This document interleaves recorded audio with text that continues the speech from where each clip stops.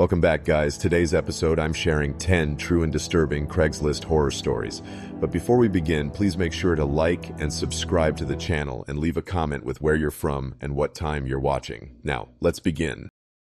I don't think the lamp meant anything until I decided to sell it. It had sat on my nightstand for years, soft yellow through a linen shade that was more tea-stained than beige, a chain with a tiny brass bead that clicked the light on with a very particular feel, like the last button on a coat. It made the kind of warmth that isn't heat so much as mood, a little pool you can sit in. That's it. No heirloom, no tragic story. I bought it secondhand myself, and it just stayed. I listed it because I was tired of dusting around it. That's what I told myself. The honest version is that I was mid-purge for money and mood. Extra chairs, shoes that blistered, a blender that whined, the lamp. The title on the listing was neutral. Bedside lamp, works, warm light. I put pickup only because I don't have a car, and the idea of balancing a lamp on the bus like a fragile pet made me laugh. Within an hour, I got a reply. It wasn't the usual, "Is this still available?" Copy-paste. It read, "I work nights. I can come late, after 11. Could you leave it on for an hour before I arrive and keep it on until it's in my car? It helps the light know who it's going with." There was a smile emoji after, which didn't help. I thumbed the screen, trying to decide whether to ignore it or to point out how lamps don't have to acclimate. It didn't feel threatening, just odd. I said yes because cash is cash, and because I'm the kind of person who makes room for other people's rituals. They sent one more condition. Please leave the same bulb in. Don't switch it out. Continuity matters. Continuity. Fine. It was one of those warm 40-watt bulbs, the kind that hums if you listen close. At 10:40 p.m., I clicked the chain and sat on the bed in that shallow honey. I don't smoke, but when old dust warms, you get this faint, sweet smell like a long-closed book, and the shade had soaked in years of that. Little flecks hung in the light beam like slow snow. The nightstand wood had a pale ring where the base had been, and I rubbed a thumb over it out of habit, just to see if it was grit or ghost. It was just clean wood in a circle of clean wood, the lamp's habit pressed into the surface. My apartment is small, one window that holds the cold out like a polite bouncer, radiator ticking, fridge humming with that pitch you stop hearing until you hear nothing else. The corner behind the nightstand is a shallow angle, not quite 90, and I used to tuck my hand into it when I couldn't sleep, the plaster cool like the inside of a mug. I sat watching the seam between walls, the way the glow scooped out the darkness, and I felt suddenly, weirdly protective, like I was babysitting something that didn't know it was leaving. This is me trying to be honest. I almost turned the lamp off at 11:15 and ended the whole thing, because agreeing to a stranger's superstition felt like inviting something I didn't understand into my room. I didn't, though. I let it run. Outside, a siren went by somewhere else and smudged, and the light laid itself across my knees like a cat. At 11:45, my phone buzzed. 10 minutes, thank you for keeping it lit. I stood up and smoothed the sheet, like that mattered, and felt the heat of the shade on my knuckles. Just a little sting that fades as soon as you think it. The chain swung back on the tiniest breeze from the window, tapping the base with that minuscule sound I always liked. The hour had put a round of warmth into the wood and the air. I wasn't ready for the knock when it came, even though I'd be listening for it. I didn't open the door right away. There's that moment with any Craigslist pickup where you run a speed check through all the ways it could be a bad idea. My peephole is fish-eyed and mean, but it showed me a winter coat, a knit cap, hands bare and empty. When I slid the deadbolt, the light from my apartment spilled into the hallway like it had somewhere to be. The stranger stepped back, like not to step on it. And then there was the lamp, and there was them, and this small, hanging hour that felt like the pause before someone blows out birthday candles and you're not sure if it will stay dark. They smelled like outside, cold metal and wet wool, and they didn't cross the threshold right away. Their eyes flicked to the lamp first and stayed there, adjusting, the way people do when they're meeting a pet you warn them bites. "Thank you," they said softly, like you thank a nurse. "It's better when it's already knowing. May I stand with it a second?" I said sure, because what else do you say once you've come this far? They came in without looking at the rest of the room. I watch people. I do. Their coat was too big, pockets heavy with something that clicked. Keys, maybe. They kept their hands in their sleeves like kids do, and then they reached out to the shade and didn't touch it. The pause before touch is a kind of intimacy. They held that breath and said, "Which corner did it learn?" "The corner," I said, pointing to the seam by the bed. "It's always been there." "Good," they said. "Corners keep." That shouldn't have hit me the way it did. They looked at the chain and smiled, relieved like the chain meant something. "Same bulb?" I nodded. They looked absurdly grateful. They dragged a small black thing from their coat, a battery with a socket on it, like the kind you charge a laptop with. "I'll plug it into mine before we break yours," they said, "so it doesn't notice." The difference. They did it smoothly. They knelt, hair slipping from under the cap, and slid the nightstand enough to see the outlet without scraping the floor. They had the lamp's plug in their fingers and the battery ready, and when they pulled the plug from the wall, they pushed it into their pack in the same motion. The light didn't even flicker. It was ridiculous, and it made my throat close. It made it feel real. They asked if the lamp had a name. I laughed because of course it didn't, and they nodded as if I'd told them a complicated story. "Do you sleep with it on?" they asked, voice small like we were already somewhere dark. "Sometimes," I said, "if I get sick or if the street's loud." They nodded again as if they were building a map. "I'll carry it," they said. "It will want to turn off as soon as it feels air." And before I could say anything about how lamps don't want anything, they lifted it, careful as if something might spill. The shade brushed their shoulder and left a warmer spot on the coat fabric, and I surprised myself by noticing. They looked at the corner once, quick, like you glance at your seat when you stand up, making sure it will still be there when you come back. They paid in cash. Exact bills, folded once, no haggling. They didn't ask for change, and they didn't put the bills on the nightstand. They handed them to me like we were making a promise. "If anything lingers," they said, "text me." They said it like a doctor prescribed something. I raised my phone to check the number, and they sent a ping to confirm. The name on the text thread was just an initial. They stepped into the hall and waited for me to lock my door before they moved, which I appreciated.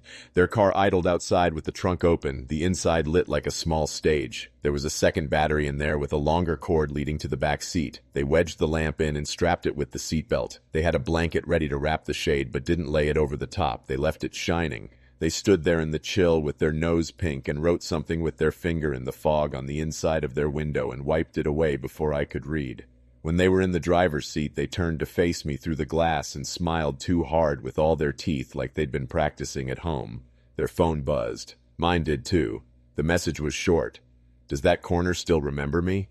I looked up and they were already easing the car into the street, light bobbing in the back seat like a captive moon. Inside, the apartment was quieter and not. You know that buzz a bulb makes when you're very still? The absence of it felt like a noise. The nightstand had a little ellipse of heat on it that made my finger tingle. I smoothed the sheet again like a nervous tick and looked at the corner. Nothing was there. No lamp, no shade. But the angle of the walls held a pale smear like a spill that never quite dried. I blinked and blinked to clear the afterimage, but it didn't go. I cupped a hand to block it the way you block a reflection, and it was still a little brighter under my palm. Then it wasn't. Then it was again. I typed, "the corner," and deleted it. Then, "it's fine." Then I sent nothing. I put my phone face down and it buzzed immediately anyway. "Thank you," the buyer wrote. "Don't turn that corner off tonight." Which is stupid because you can't turn a corner off. I laughed alone in my room like someone in a commercial and stopped for a second because the alternative was to admit I understood what they meant. I brushed my teeth and spat, and it sounded too loud. I turned the bathroom light off, and, in the moment before the dark equalizes, there was a suggestion of gold that didn't belong. The fridge hummed, the radiator ticked. I told myself I was collecting shadows and expectations, like lint on a sweater. I told myself that selling something cheap shouldn't change how a room breathes. The bed creaked when I sat. Somewhere down the hall, someone else's door closed with the exact click of my lamp chain, and I felt my shoulders go up all by themselves and stay there. Eventually, I lay on my side like I always do, facing the corner like nothing had happened, and I watched nothing for a very long time and felt nothing watching back.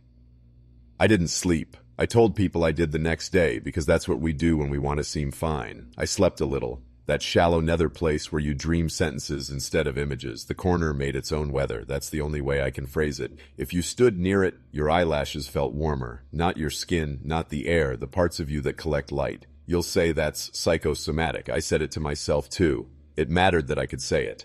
In the morning, the corner was just a corner. In the afternoon, it was just paint that needed a wipe.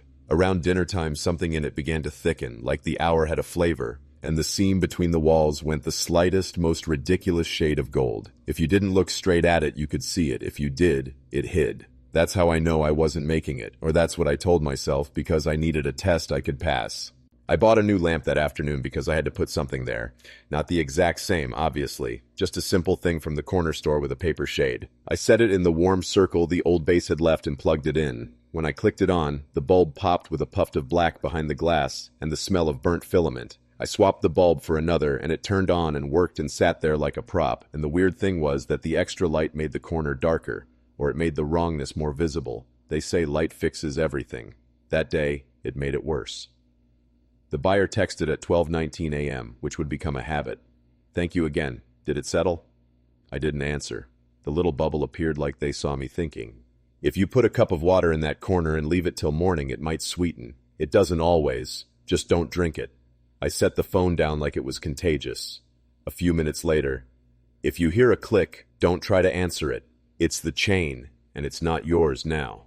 I blocked the number. "You can do that. It feels like cleaning something." They wrote again from the Craigslist relay. "I'm sorry. I'll stop. It just helps to know if the corner is pulling." Pulling what? Pulling me? Pulling the light?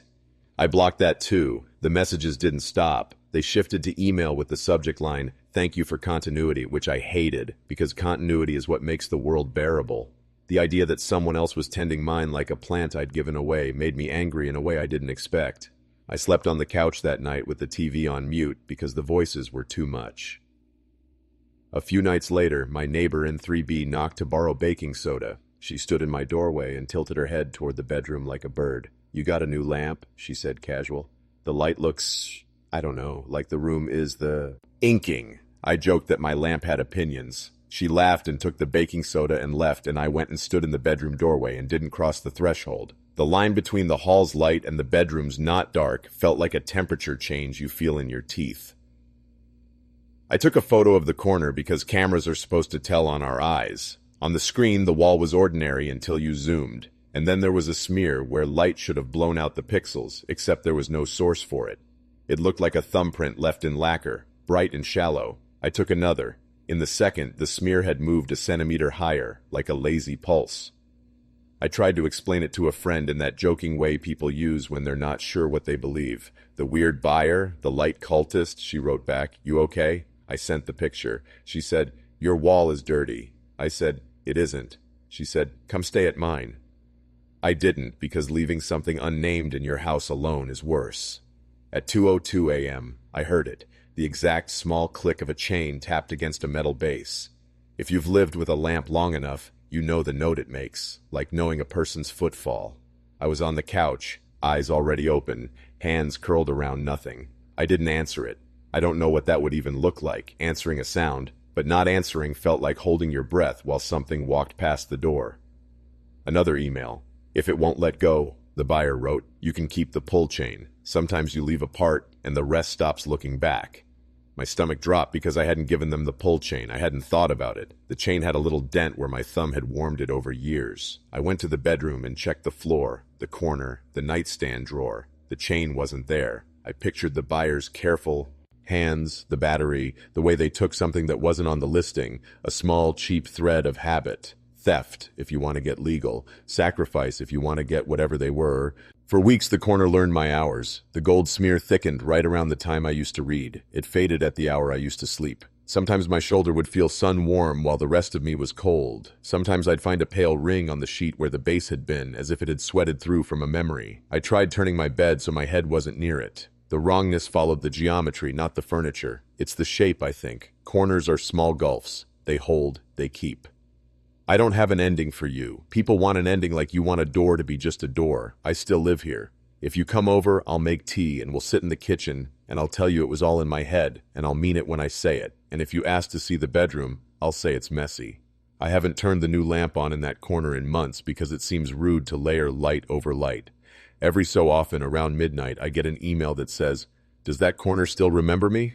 It's always a new address. When I delete them, the smear brightens for a second, the way your phone does when you plug it in. Maybe the light does know who it's going with. Maybe it's stuck, like a name in your mouth. There are no lessons in this story, only habits that outlived their hardware. The buyer wanted more than a lamp. I think they wanted a room's little loyalty. And my corner, like me, is not good at letting go. If you stand where the shade used to throw its quiet and close your eyes, you will feel a pressure on your lids, like a palm being held inches from your face. There is nothing there. There is absolutely, unmistakably nothing there.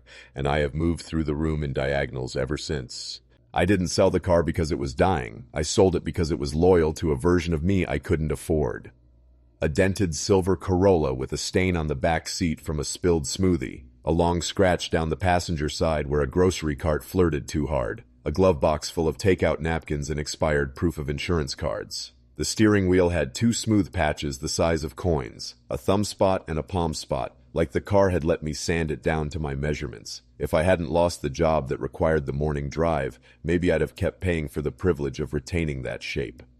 The listing was straightforward. 2007 Corolla, 126K miles, runs clean, no lights on, $2,700, OBO, cash only. I took pictures in late afternoon when the light forgives everything. There was one of the odometer, one of the trunk, one of the keys in my palm, two of them, both factory. The main with the plastic head chewed from anxiety and time, and the spare that still had crisp corners, as if it preferred pockets to ignition cylinders. I wrote 2 keys, because that's all there were. That's what I'd thought. Craigslist replies come in flavors. The weirdly formal, the lazy, still available, the lowballers who write like they're doing you a favor, accepting your trash. The message that stuck came at 9:18 p.m. Is it still available? I can come tonight. Do you have the 3rd key? I wrote back, 2 keys. That's it. They replied, there's a 3rd, the valet key. It remembers your hand without opening the trunk. It's the one that keeps the car's errands. I almost closed the thread. It felt like a prank wrapped in poetry, but I needed to sell, and the rest of the message was practical. They'd pay cash, they had insurance, they wanted a test drive. I want to see your route, they added. The car learned a morning. It's easier if we say goodbye to it on its roads. It should have been creepy. It registered as care. There's something flattering in being told your habits mattered enough to be ceremonious about. We met in front of my building because I didn't want a stranger in my apartment. Streetlight reflection made the car look cleaner than it was. The buyer was small, layered in a hoodie and an army green jacket with a rip near the shoulder. They had a fidgety stillness, like their body had agreed to be calm and was renegotiating. They didn't ask to pop the hood first. They asked to hold the keys. I need to feel which is home and which is promise, they said. I gave them the ring because I needed the cash. They weighed them in their palm like a jeweler checks a stone, then pressed the main key into my hand again. This one knows you better, they said. We'll say goodbye with this one. The spare stayed curled in their fist like they were keeping a small bird warm. And the 3rd? They asked, almost casual. I shook my head. If you find it, they said, eyes on the steering wheel through the glass. Don't put it on a ring. Leave it alone. Keys speak to locks easier when they're single. We did the normal car sale things. I turned the engine and listened to my own car like it had never been mine, attuned to tiny noises I'd long ago made peace with, the faint whine in second gear, the flirty squeak of the wipers even when it wasn't raining. The buyer didn't flinch at any of it. They buckled their seatbelt immediately, the click neat and unafraid. Take me where you used to go, they said, like a dare, like a prayer, and I knew the first 3 turns without thinking. That's the thing about a commute. Your body knows it for you, even when your job doesn't. I drove the route I thought I'd already forgotten, right on Orchard, left at the laundromat with the mural of a whale swallowing socks, merged near the overpass where the radio always fuzzed out for a second. The buyer folded into the passenger seat as if they'd been there before, hands resting on their knees, eyes doing this quick dip to the instrument cluster every time the turn signal ticked. It's in time with your heart, they said once, not looking at me, which made it somehow less intrusive and more true. We didn't talk much. The car did its small domestic symphony, the belt buzzer if I lifted off the accelerator too suddenly, the soft whoosh of vents set to floor face because my toes are always cold. The buyer reached forward and adjusted the vents without asking, then put them back exactly the way I had them, like setting a table after glancing at a photograph. Where did you stop for coffee? They asked. I pointed as we coasted past the corner shop where the owner would draw a smiley face on the lid with a Sharpie if he recognized you. Pull in, they said gently. It's okay. We don't have to get anything. Just let the car stop there once more.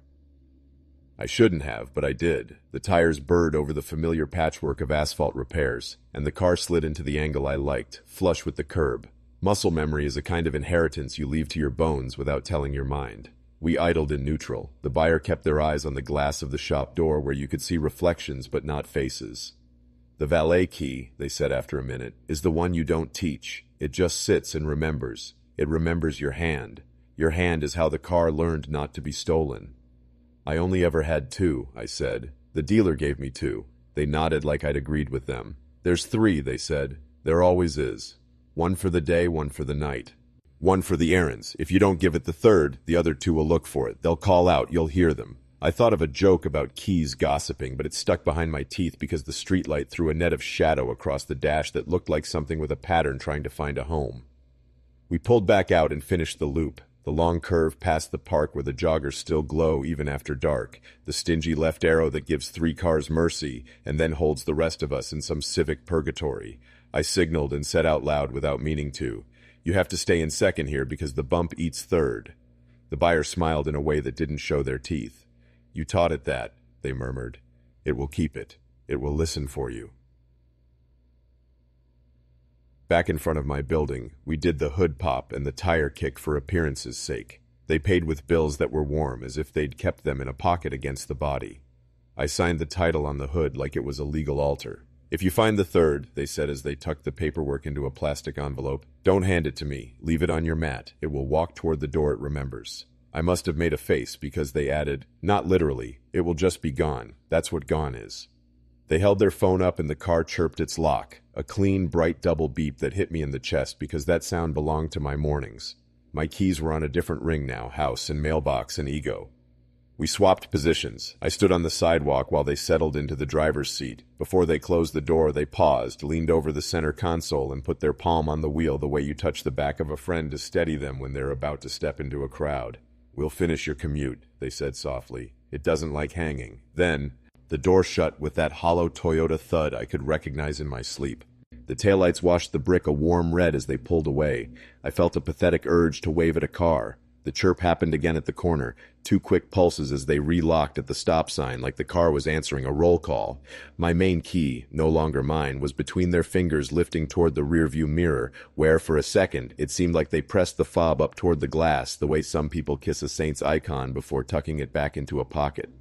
When I went back inside, the apartment key felt different in my hand, like someone had filed it minutely when I wasn't looking.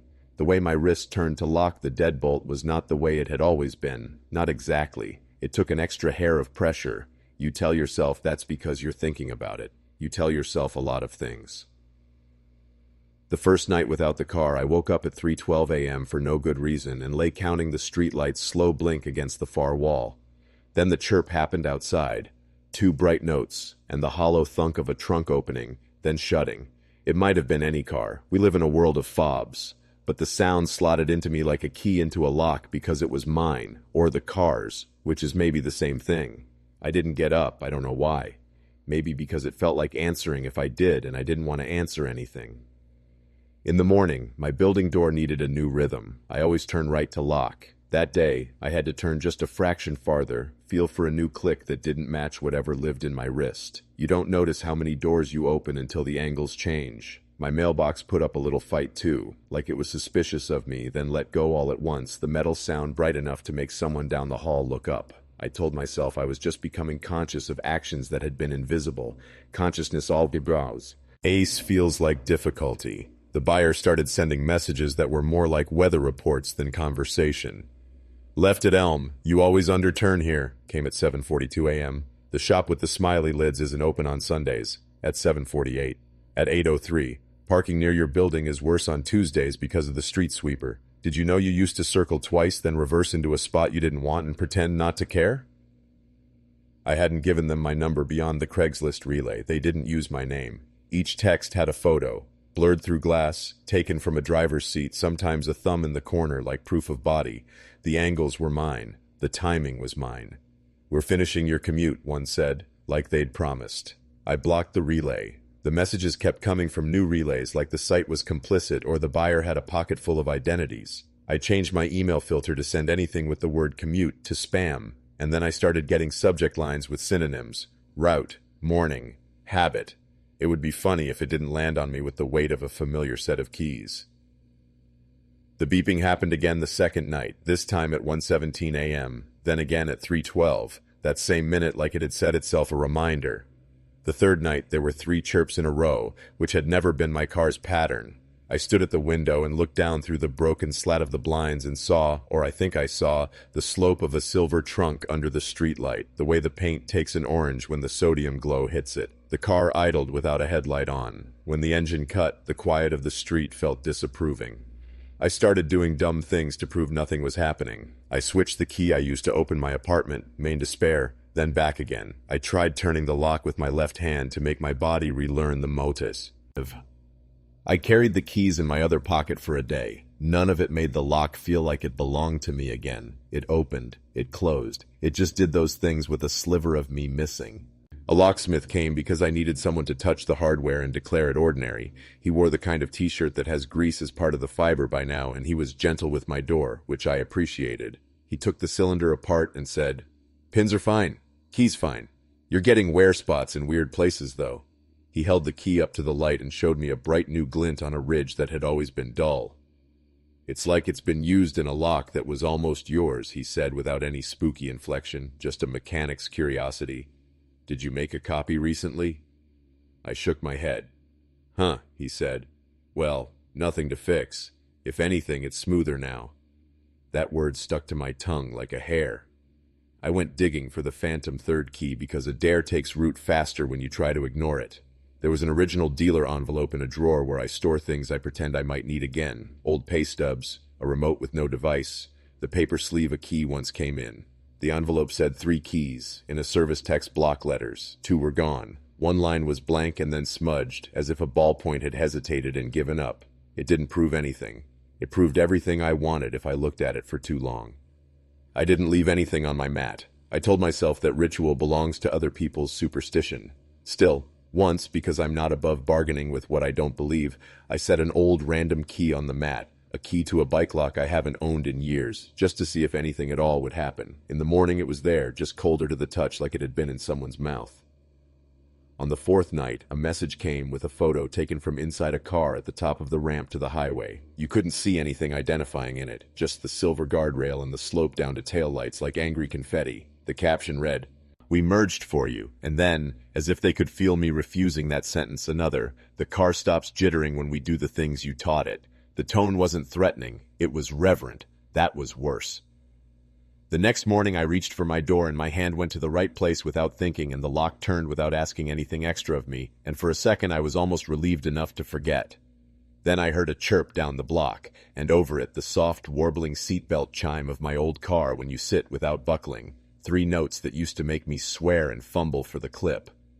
I didn't know whether I was hearing the present or the echo of 1,000 mornings. It didn't matter. It fit me. I don't have a headline to offer you, no dramatic twist about tracking devices or staged hauntings. I never saw the buyer again on purpose. I saw my car twice more by accident, once on Maple, once across the street from the coffee shop, and both times it was like catching your reflection in a window when you're moving. You know it's you, and that knowledge makes it stranger. My apartment lock and I came to an agreement. It accepts me more often now. On nights when the chirp happens, my hand goes to the door out of habit and then stops on the bolt without turning it, like a dog who hears its name and decides not to come. If there was a third key, it's not mine anymore. Maybe it never was. The buyer wanted more than a title. They wanted my map, the one I kept inside my wrist, the tilt of my hand when I told a machine what to do. You don't think about what else sells when you sell something you used every day. You imagine cash and space and the relief of not having to remember to move your car on Tuesdays. You don't imagine that the things you taught will keep getting practiced without you. Sometimes, around 3:12, I wake in the middle of whatever I call sleep. And listen hard. The chirp comes clean. The trunk thunks shut. Somewhere, a stranger I named by accident is finishing my commute. I lie very still and let them... I thought giving away the carrier would be the easy part of grief. It was the ugliest thing we owned. Beige plastic with a pebbled texture like fake stone, steel door that always squealed 1 note off key. Corners tattooed with faint teeth marks from 1,000 rides we swore would be short. I hadn't thrown it out because it still held her smell, which is what I told myself. The real reason was that it felt like a confession. Getting rid of the thing you used to take your animal to the vet is a way of saying there won't be another ride. The blanket inside was thin flannel dotted with cartoon cherries. It had gone from white to the color of old cream and held to its own creases like an old person. If you buried your face in it, and I did more than once, you'd get that layered scent of warm dust, fur oil, and the faint iodine of the vet's disinfectant that never entirely washed out. I'd done the stupid final tidy after she was gone, sweeping litter, collecting toys from under the couch, wiping the window ledge where she watched the street. I kept finding single hairs in places that made no sense, threaded through a sock, stuck upright in a bathroom bar of soap like a tiny sundial. Hairs are proof you lived together. The listing was blunt. Free, hard-sided pet carrier, not pretty but solid. Pick up near Maple 3rd, blanket included if you want it. I took a photo on the kitchen floor because that's where the light is honest. The carrier looked like a small, resigned appliance. The first reply came quick. Is the blanket still inside? Please don't wash it, I'd like it. Also, what was her name? No hello, no emojis, just a request shaped like it already belongs to you. I hesitated over the name like saying it would make the kitchen tilt. I typed, Poppy. The buyer wrote back, good. That's a name that comes when called. I can come tonight, if you leave the blanket in. She'll come quietly. She? I almost wrote, there is no she to come anywhere, but I let the sentence sit on the screen until it felt less like a correction and more like a dare I didn't need to win. I said we could meet at 7. The buyer added one more line. Please don't lint roll, the fur matters. They were on time.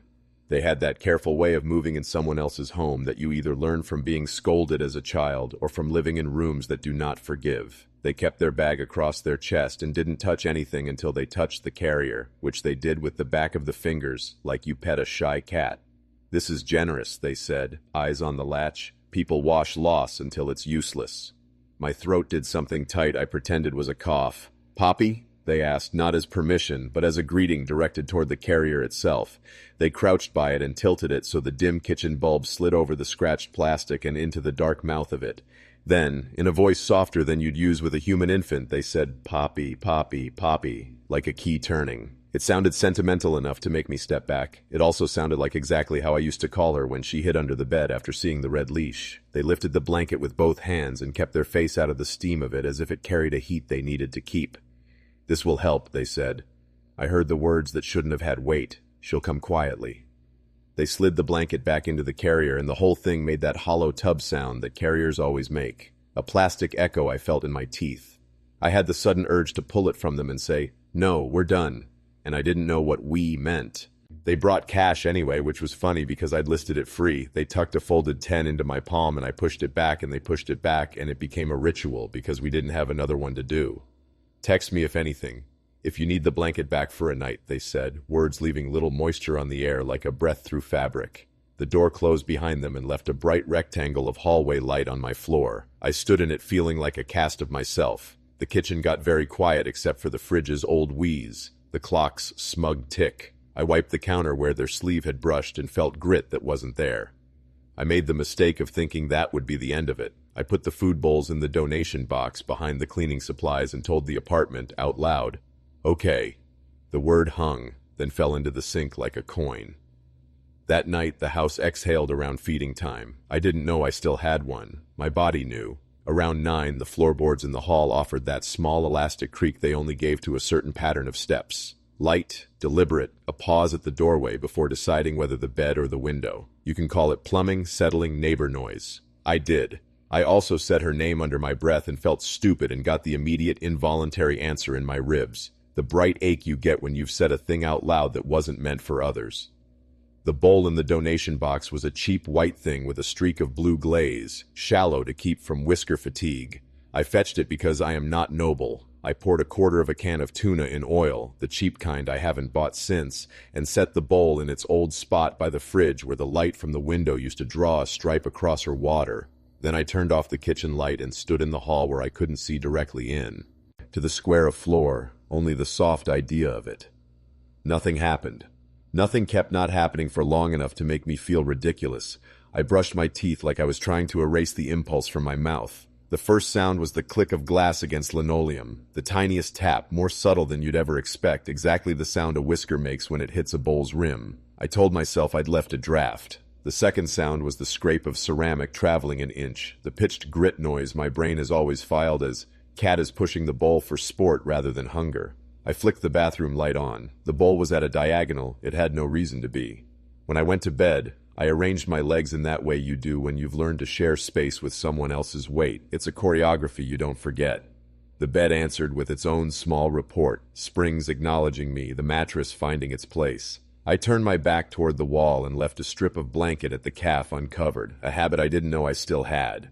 Then the thump came, exactly right. A soft, decisive landing of 6 or 7 pounds onto the bed frame square between the slats where she hit every time, followed by the darting push of weight traveling up the bedding in a quick S that always stopped at my knees. I didn't move because moving would make it something I'd have to believe or not. I just let my kneecap lose its warmth by a degree where nothing touched it. Around 2, my phone lit. New number. The message read, "She's with you." It was so ordinary it made my mouth taste like metal. Another. The carrier felt light at 2:08. Blanket cooled. I didn't open it. There was a photo attached. The carrier in some other kitchen with a glaze of night on the counter. A hand on top of it like you'd hold a baby through sleep. The other fingers curled around a loop of the flannel. In the reflection on the plastic door, I saw a window I didn't recognize and my own type of radiator, the slatted kind that knocks in winter. I zoomed in until the pixels fell apart. My reflection wasn't there, of course not. The next day, the water glass by the bowl had a meniscus that clung to the rim the way it does when a tongue has tasted from one side. There were no drops, no splashes, no guilt. I took flour from the jar under the counter and shook a thin veil across the kitchen doorway because logic is a hobby. In the morning, the flour looked combed, not stepped in, but smoothed from low to lower, trailing away from the bowl to the hall like someone had dragged their fingers lightly through it to make a path. No paw prints, no claws, just the kind of mark a tail would leave if it carried a little oil. The buyer texted again at noon. She sat in the carrier with her back to me and watched a wall. That's your window at 2 in the afternoon, isn't it? Does the light hit the floor in a long rectangle? I almost replied, how would I know? I'm at work, and then remembered I wasn't. She keeps slipping back to her first person, they wrote next. It happens at first. Voice helps. They asked, would you send a voice memo, the way you called? Not a big performance, just how you say it when you mean it. I recorded nothing 3 times and then finally held the phone low like a polite microphone and said in my kitchen voice, Poppy, come on, love. Here. I felt dumb. I felt like a balloon no one had tied. I sent it. At 3 in the morning, my own voice played from somewhere lower than the bed, as if a pocket I wasn't wearing had pressed a button. Poppy, come on, love, here. I didn't ask how the sound could be traveling. The apartment knew the sentence and spoke it back to me. The bed shook in that imperceptible way a building moves when something far away turns. I kept my hands flat where the weight insisted, and I did not look. People have ways of naming what they can't tolerate. I called it grief so that I could stand it. Grief makes your ears wrong, makes your house hum with remembered appliances. It also makes you rearrange your life in little rituals you pretend are accidents, leaving a chair at an angle, keeping the blind a slat open on the left because a certain eye preferred it. I told myself I was performing her on behalf of my own nervous system. That explanation held until it didn't, because things kept happening in patterns I hadn't created. The neighbor across the hall is allergic. He sneezed 3 times when he came to borrow a hammer and laughed that dusty laugh of the afflicted. Sorry, my body thinks there's a cat here, he said. And then, without thinking, he looked down and around his ankles in the universal way of people scanning for a small animal that moves in arcs. There isn't, I said, sharper than I meant to, and he backed out with the hammer like I'd given him something that might bite. I bought a cheap camera that was basically a phone welded to a stand and pointed it at the kitchen because I needed the impartial eye of a machine. In the morning, the playback showed an empty lit square where the moon came and went behind moving tree shadows and the minute changes of city weather. At 2:08 a.m., the bowl rotated a quarter turn with the fussiness of a person aligning a coaster to the edge of a table. The camera didn't show a body. It showed the air getting slightly heavier on one side of the frame first, which isn't a thing air does unless something else is doing it. The mic recorded faint sounds, a scratch that might have been wood settling, a long exhale not timed to mine. When I turned the volume up to hear over the radiator's ticks, my skin lit. I could make out the almost inaudible engine of a purr, the long, notched kind she did when she was half asleep and pleased against her own will. You can find that sound on YouTube. This wasn't from YouTube. This had a hitch in the 3rd beat she only got after the dental surgery. The buyer's updates felt like someone reporting back from a place I knew too well to call foreign. She's been practicing the turn at your hallway corner, backward, like she's pretending the walls are where you left them. One read. Tonight she tried the top of our bookshelf and it scared her. She expected the radiator, another said. They sent a photo of the carrier in their living room with the blanket folded open, and the grain of my countertop was visible on the underside of the fabric as a faint, offset print. It's nothing. It's mold and imagination. I thought all the reasonable thoughts until they felt like lies I was asking my own mouth to repeat. I wrote back once. Do I need to do anything? They answered faster than people answer questions like that. Just keep a hand ready in the old places, they texted. Speak when you soul. Out past a corner, even if it makes you feel unhinged. Don't vacuum where she sleeps. She'll stop slipping when she knows both sides keep her. Both sides was a phrase that would have made me angry 6 months ago. Now it landed like a blanket I didn't agree to hold. I started leaving 2 bowls out. Water always, food sometimes. I picked up a soft mouse from the donation box and put it on the bed near where the weight paused. In the mornings, the toy had migrated to the hallway as if a small jaw had carried it, let it go to a just grip, then picked it up again. These are things you can fake if you want to hurt yourself. I wasn't. I live alone enough to know what I don't do in my sleep. There were nights when I felt resentful, which is ugly to admit. Resentful of a loyalty that made me a boarder instead of a home. Resentful of the buyer who had what I didn't and kept asking for what I could give. They never asked for anything bigger than a word. "Say goodnight at the door tonight, just her name, into the seam," they wrote once. So I stood with my knuckles against the jamb and said it low enough that the hallway didn't have to know me. After, the apartment felt like a forest that had listened. Something in the dark relaxed. I don't have a conversion or a cure to report. I'm not writing to say, and then it stopped. It hasn't. It has thinned. The visits are less desperate. The bowl stays full more nights than not. The buyer's reports got less frequent and more ordinary. She fell asleep on the couch for the first time. She doesn't watch your window as long. And once, she dreamed. I could tell. When I silence my phone before bed, I do it in 2 motions now, the way I used to pull the red leash from the drawer while making my voice bright because she hated the sound of the clip. Sometimes, honest confession, I ask for her. Not like before. Not with that note of pleading that made me feel weak in front of my own walls. I ask with the kitchen light off and the radiator ticking and the bowl in its place because everything has a place. I say, "Poppy, come on," the way I did when I was in a hurry and she wasn't. On some nights, air moves. The bed remembers my shape and saves room for another. The absence that hangs in the room presses against my shin like a polite hello. I don't move. I don't cry. I breathe evenly until the apartment breathes with me. If this is a haunting, it's a small-pawed one. If it's my brain protecting itself, it kindly brought me company in the gift wrap of the familiar. The buyer wanted more than a carrier. They wanted a tether I didn't know we were all still holding. "She'll come quietly," they said.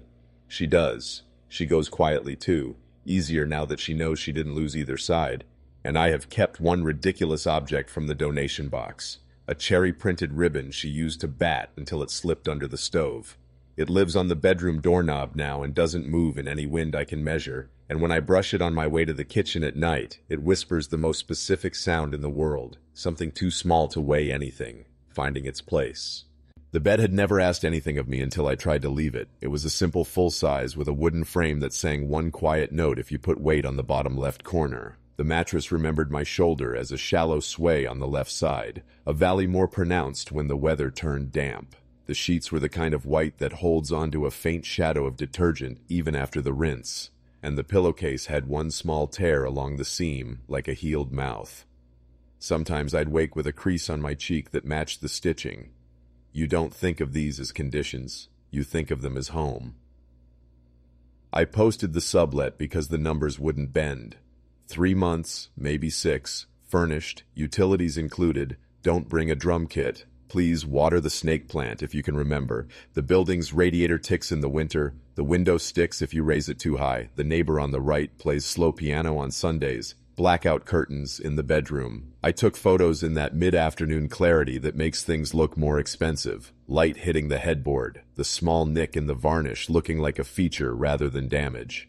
I made the bed before the pictures the way you make it before guests arrive. Sheets smoothed with flat hands, duvet folded back once like a breath. Most replies were standard, one was not. It came at 11:03 p.m. I'd like to take the place for 3 months. I can pay the full amount in cash. One condition, leave the bed made exactly as you last sleep in it. Don't wash the sheets. Don't change the glass on the nightstand. Please leave your routine written down. Wake, sleep, blinds, how long the kettle takes, when the radiator ticks. Continuity matters. Then, I won't disturb anything else without asking. I should have said no. I needed the money. I said, "What do you mean by exactly?" They replied, "Leave a body-shaped soy." Lance. Explanations hurt more than requests. We set a time for them to come see the place. They were on time and soft-footed, the kind of person who stands just inside the doorway until you invite them farther, who sets their tote bag down on the corner of the table as if a heavier placement would break something. They didn't pretend not to stare at the bed. "This is a good bed," they said, not like they were flattering me. "Did you get it used?" I nodded. "Beds are better second-hand," they said. "They've learned a human." They walked to the window and asked me to raise the blinds to the height I do first thing in the morning. I did without thinking. 3 pulls, then let go so they clapped gently against the sill. They watched how the light fell across the bed, a bright band that hits the pillow at a diagonal in November and shifts as the year slides. "What time do you open them?" they asked. 7:20-ish, I said, embarrassed because it sounded like superstition. "What time do you make the bed?" "Before coffee," I said. "After coffee on weekends." They nodded as if memorizing a recipe. They crouched to touch the slat that squeaks. "Okay," they said quietly, like agreeing with a person. Then, "If you sleep there one last night and leave it made in the morning, I can keep the shape. It's kinder to the room. Spaces get sick from abrupt change." They said it like a fact you might not agree with, and also couldn't refute without looking rude. "You can wash when you come back," they added. "It will be yours to wash then." They didn't ask to open the closet. They asked to hold my key and watch the way I turned it, hand over my hand like a child learning to print. "Your deadbolt sticks if you don't lean in at the end," they observed. "Does it like 2 knocks before you turn?" I laughed because it was true. I always give the door 2 short knocks, superstition or habit, to stop the chain from jumping. They looked pleased, like they'd gotten a detail right. "Can you write me your timings?" they asked as we stood by the bed, the duvet catching light. "Not just hours, where you put your body, which side you sit to put on socks, which foot touches the floor first in the morning." It was too much, but the money sat between us like an apology. I wrote, "Wake 7:12, turn to window, touch phone but don't look, feet hit floor left right, kettle, blinds 3 pulls, make bed, sit on edge to tie shoes." I wrote until the list looked like evidence. The last night, I did what they asked. I showered without changing the towel. I slept on the left, my left ear plugged with the pillow's cotton, the radiator punctuation at 1 in the morning and again at 4:32. I woke tight in the chest and made the bed with oddly reverent hands, smoothing the duvet along the long grain the way my mother used to. The glass on the nightstand had a ring at the bottom from yesterday's water. I left it. I placed my book face down, spine uncracked like a scold. The room felt attentive, like a dog holding itself very still, waiting for your next word. I closed the door quietly and let the latch catch. I didn't look back in. I left the key on the table and took a photo of it because photographs make change seem like something you already understood. The tenant arrived with cash bound by a rubber band and a canvas bag of small, tender things, folded pajamas, a bottle of melatonin, a single mug wrapped in a towel. They didn't bring boxes. They stood in the doorway of the bedroom and breathed the way you do at a greenhouse. Shallow, attentive. "Thank you," they said to the bed. They said it to me after. At the threshold, they didn't shake my hand. They asked if they could touch the brass knob while I turned the key one last time. I let them. Their fingers were cool and dry. Their palms slid the tiniest bit like paper. "Okay," they said. "I can feel it now." This is not a sentence you want associated with your own door. I took my overnight bag and didn't let myself pause on the landing. I walked away and didn't run because neighbors noticed running. The first message came that night from Mrs. Kelly on the 2nd floor. "Back late tonight? I heard your kettle song at 7. Nice to know routine doesn't die." I started to reply, and then realized the telling. Kettle song 7. I was on my sister's couch 25 minutes away trying to be a good guest who doesn't bring their ghost along. I answered something bland, an emoji to cover anything my brain might leak. I told myself the tenant boiled water. People boil water. People like tea. The next message was from Sam on my floor. "Saw you pull the blind at 7:20. Thought you moved out. You okay?" I typed and deleted 3 drafts. Finally, "New tenant, similar hours." Meanwhile, the tenant texted me as agreed for basic communication. Mail, packages, a leaky radiator handle. Their tone was deferential, almost shy. "Do you want me to send evening reports, or is that intrusive?" they wrote. I wrote, "Not necessary." A minute later, "Okay, for my own notes then." Then, in a follow-up, I hadn't asked for. "Tonight I made the bed again at 8:46 because my hand wanted to. You left the duvet's fold at a quarter of the pillow. It minds if I push it higher. I put the glass where you put it. I drank from the kitchen tap on the left side because the right spur, it read like someone learning a prayer by recitation." That might have been the end of it if the messages had stayed that bland. They didn't. The tenant began describing not just actions, but urges in a voice that matched mine too closely. At 9:15, I almost texted M, then decided not to because what would I say except hello? I counted to 7 and put the phone face down, they wrote one night.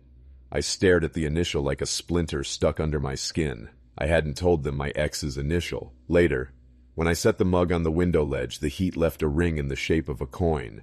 I turned the mug to cover the ring because you always do. How would they know that? It's the sort of thing a person notices about themselves but not aloud. Then, the bed hummed at 2. I put my hand on the left side and waited with it. Across town, in my sister's guest room on a borrowed futon that made my hips ache like an old door, my body kept trying to turn toward a window that wasn't there and waited for radiator ticks I couldn't hear.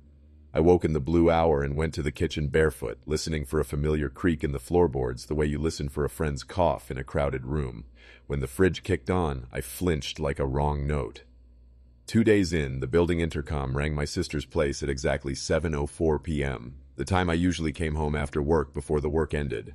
There was no one on the line when I picked up, just ambient hallway air and the high, aching feedback of someone's hand over a tiny speaker. My name came soft and low, not spoken as a greeting but as a test. My own name sounded like it had been said into my bedroom and traveled. "Hello?" I said. The line clicked and died. I texted the tenant.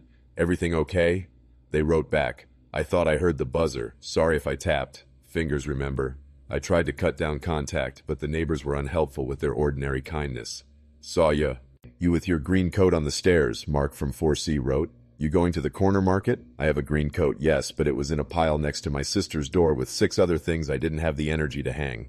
"Not me," I wrote. "Must be the new tenant." He said, "Huh, same walk," and sent a picture of the back of a person halfway up the stairs, hood up, head at that tilt mine does when the chain catches. The angle was enough to make me nauseous. It didn't prove anything. It proved something my mind had already decided.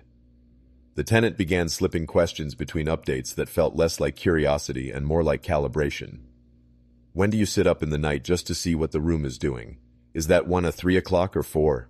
Do you count the radiator ticks? Does the 10th feel like a threshold? Which side do you talk to if you say goodnight?" I didn't answer. They wrote, "It's okay. The bed knows. It is keeping it made." Sometimes, this is what made it cross into wrong, I'd get a message I knew I had written because I recognized how I would have written it.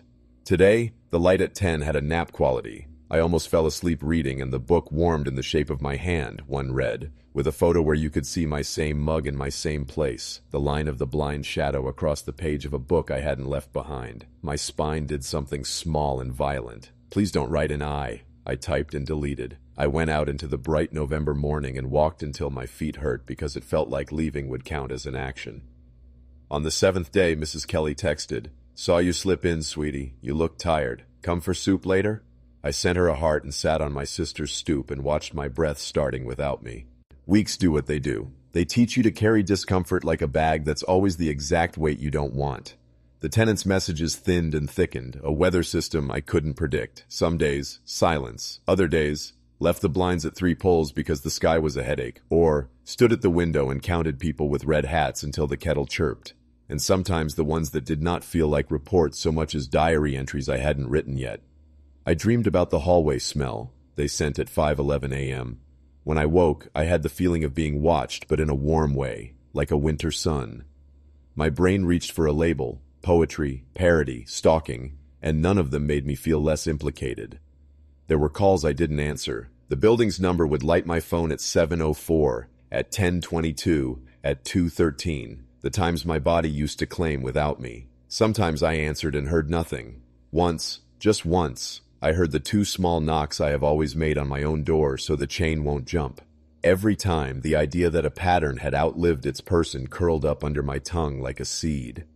At my sister's, the futon never learned me. It pushed back wrong. I envy people who can sleep anywhere. I found out I am not one of them. I started making the futon every morning in the same order I used to make my bed. Pull the sheet smooth with flat hands, fold the blanket back once, align the pillow seam with the lamp's base. It didn't help. It also helped. It gave me a version of somewhere to be. My sister asked, "Why the ceremony?" Without cruelty. "It keeps the day from slipping," I said, and heard whose language that was.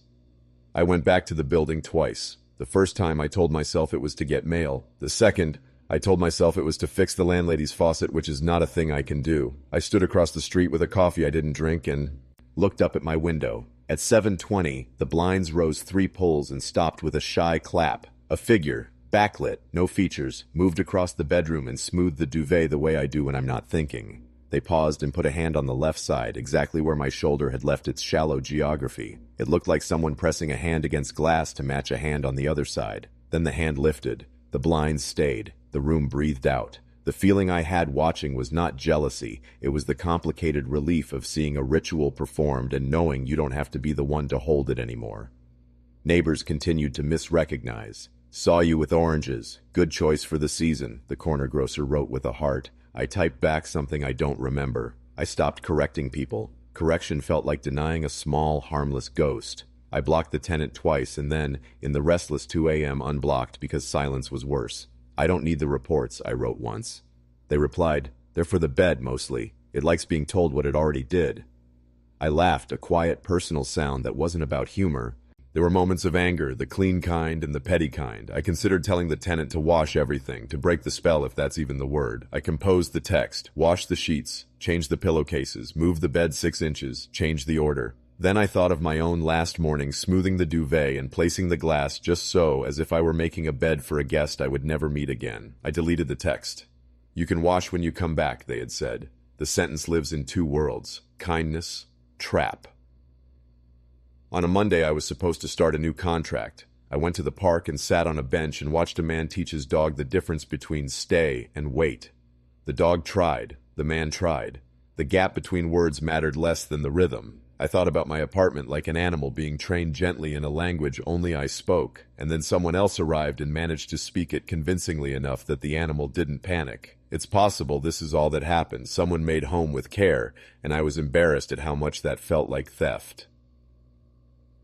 There is one piece I can't tidy with logic.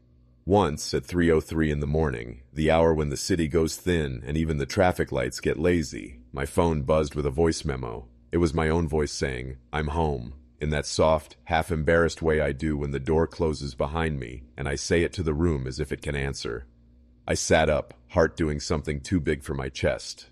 I hadn't recorded it. The timestamp said it had been recorded from my number. I replayed it 3 times. In the background, the radiator ticked at the wrong interval, and the pauses between my words lined up with a bed's single note, bottom left. I still don't know if the tenant sent it, if the building did, if I did when I wasn't looking. Eventually, the tenant wrote, "She," meaning the bed, I think. "Doesn't panic if I come home 30 minutes late now. I don't need to keep the exact times. The room will recognize me even if I forget." There was a generosity in that message that made my stomach salt. "When you want to wash," they added, "I'll strip the sheets and leave the bed warm." I haven't gone. Not yet. The contract turned into 2, and then into something I can afford, and my sister bought me a mattress that hasn't learned me yet but seems willing. I still make it with the old order when I have the energy. The blinds here don't clap. I clap them in my head.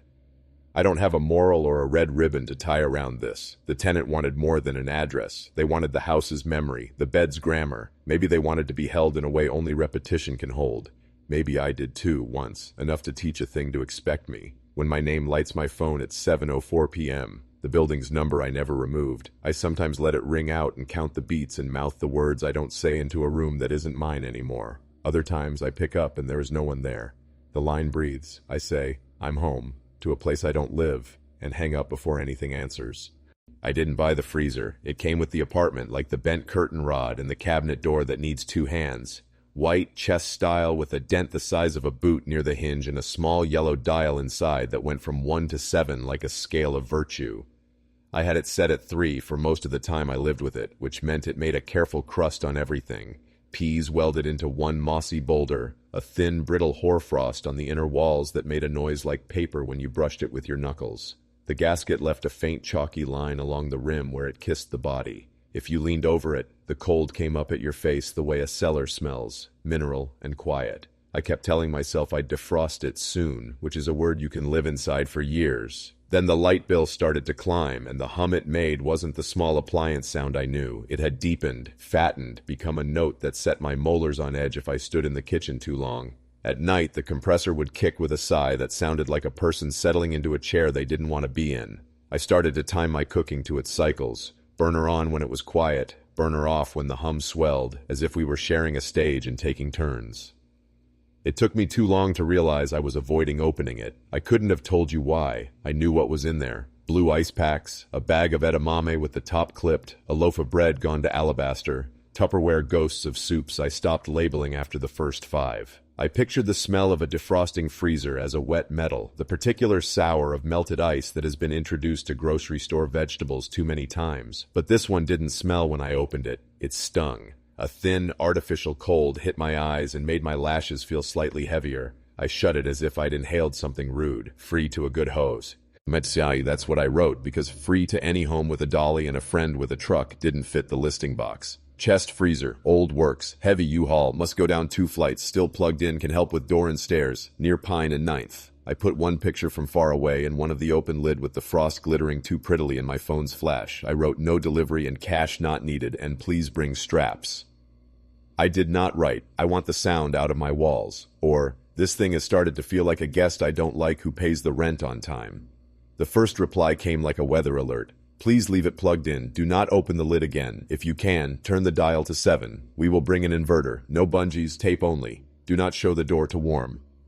The email address was nonsense letters and a number. I hovered over reply and went to make tea instead because I needed something warm to carry. When I came back, they had written again. If you haven't opened it since the photo, that's okay. Please tape the lid now. Gentle tape. Blue. If you only have clear, use 2 light strips. The seal shouldn't be startled.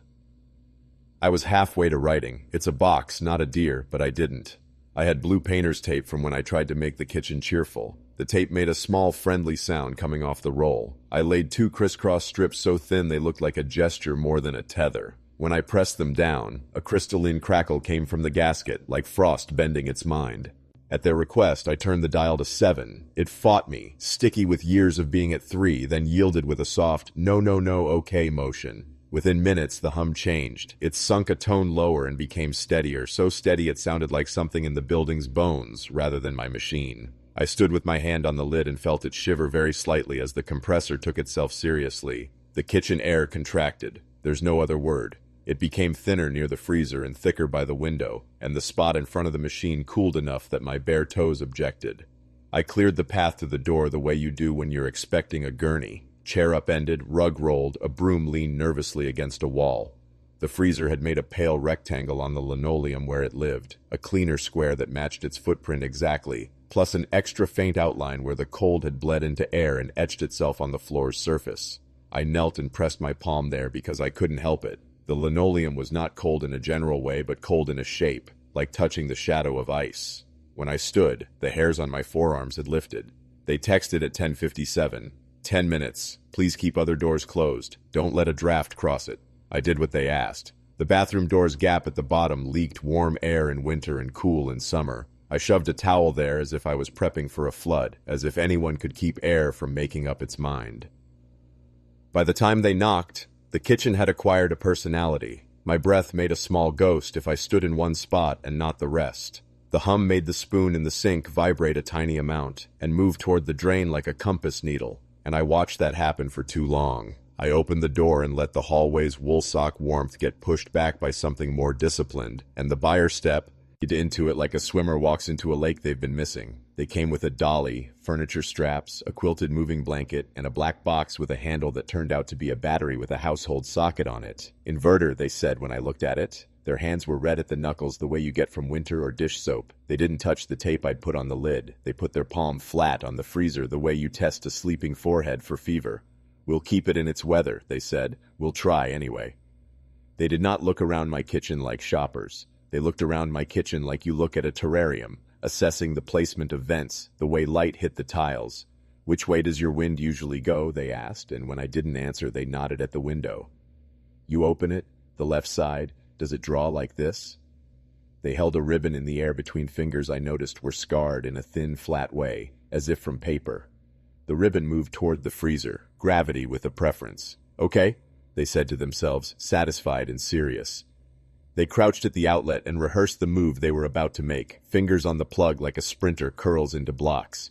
When I pull, I'll put it into the inverter in one motion so it doesn't feel it, they said. I thought of the buyer with the lamp, the way the light never flickered when the plug moved. This was the same ceremony with a different element. Do you have to? I asked, hearing how eager in the wrong direction I sounded. If it warms, it will get curious, they said, as if that explained anything. Curiosity is messy. The click of the plug leaving the wall was cleaner than any sound that should have come from my cracked outlet. In the same breath, they pushed it into the inverter's face, and a small, cheerful LCD showed a blue number as if we'd started an I shared thighs. V. The hum didn't falter. The air near the lid scalloped, a visual only in the kind of imagination you get when you're tired, except my eyes watered, and I prefer to have my senses agrees. Dials at 7? They asked. I nodded. They put their ear to the side panel and listened like you do to a pregnant animal for movement. Good, she's not laboring, they said. I wanted to correct to it and didn't. They wrapped the freezer in the moving blanket the way you wrap a person who's been through something. Tucked with respect, corners gentle, no tape across the top, only over the sides so the seal wouldn't feel tugged. They used blue tape, matching mine. It felt like choreography. The dolly slid under with a rock and a small hymn from the compressor, which they answered under their breath with a human note I didn't recognize until I realized it was the same frequency, a way of telling a machine, it's fine. The straps ratcheted with tiny thunder. Please don't stand in front of it when we tilt, they said without looking at me, and I stepped back because sometimes you do as you're told without understanding. It took both of us in their second person, a quiet woman who'd been a shadow in the hall until she wasn't, to get it through the kitchen threshold. It wanted to stay. That's how it felt. The rubber gasket muttered against the doorframe. Frost, invisible, powdered the edges where my fingers had just been, the way a portable breath leaves a trace on colder glass. At the turn into the living room, the inverter battery bumped my shin, and I swallowed a yelp because any noise felt like interference. At the top of the stairs, they paused and leaned the dolly back so the weight sat on them and not the freezer. We'll rest here, the buyer said. We don't want the compressor oil to slosh. Oil. These small practical words returned me to a world I could explain to myself. Held there for a second, then let me slip. Their helper pressed her thumb gently to the lid, as if to reassure it we were only stopping. My truck's running, she said. Generator's ready.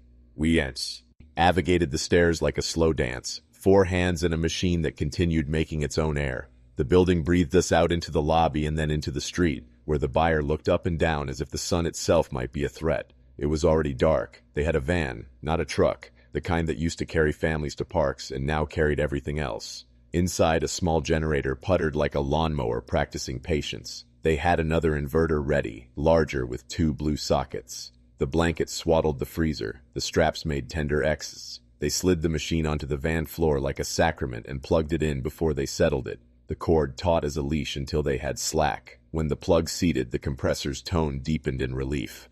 Or maybe I did. The buyer stood with their hand on the lid, feeling, counting, something. It kept your weather perfectly, they said, like someone tasting a stew and approving the salt. The back corner is bitter, they added.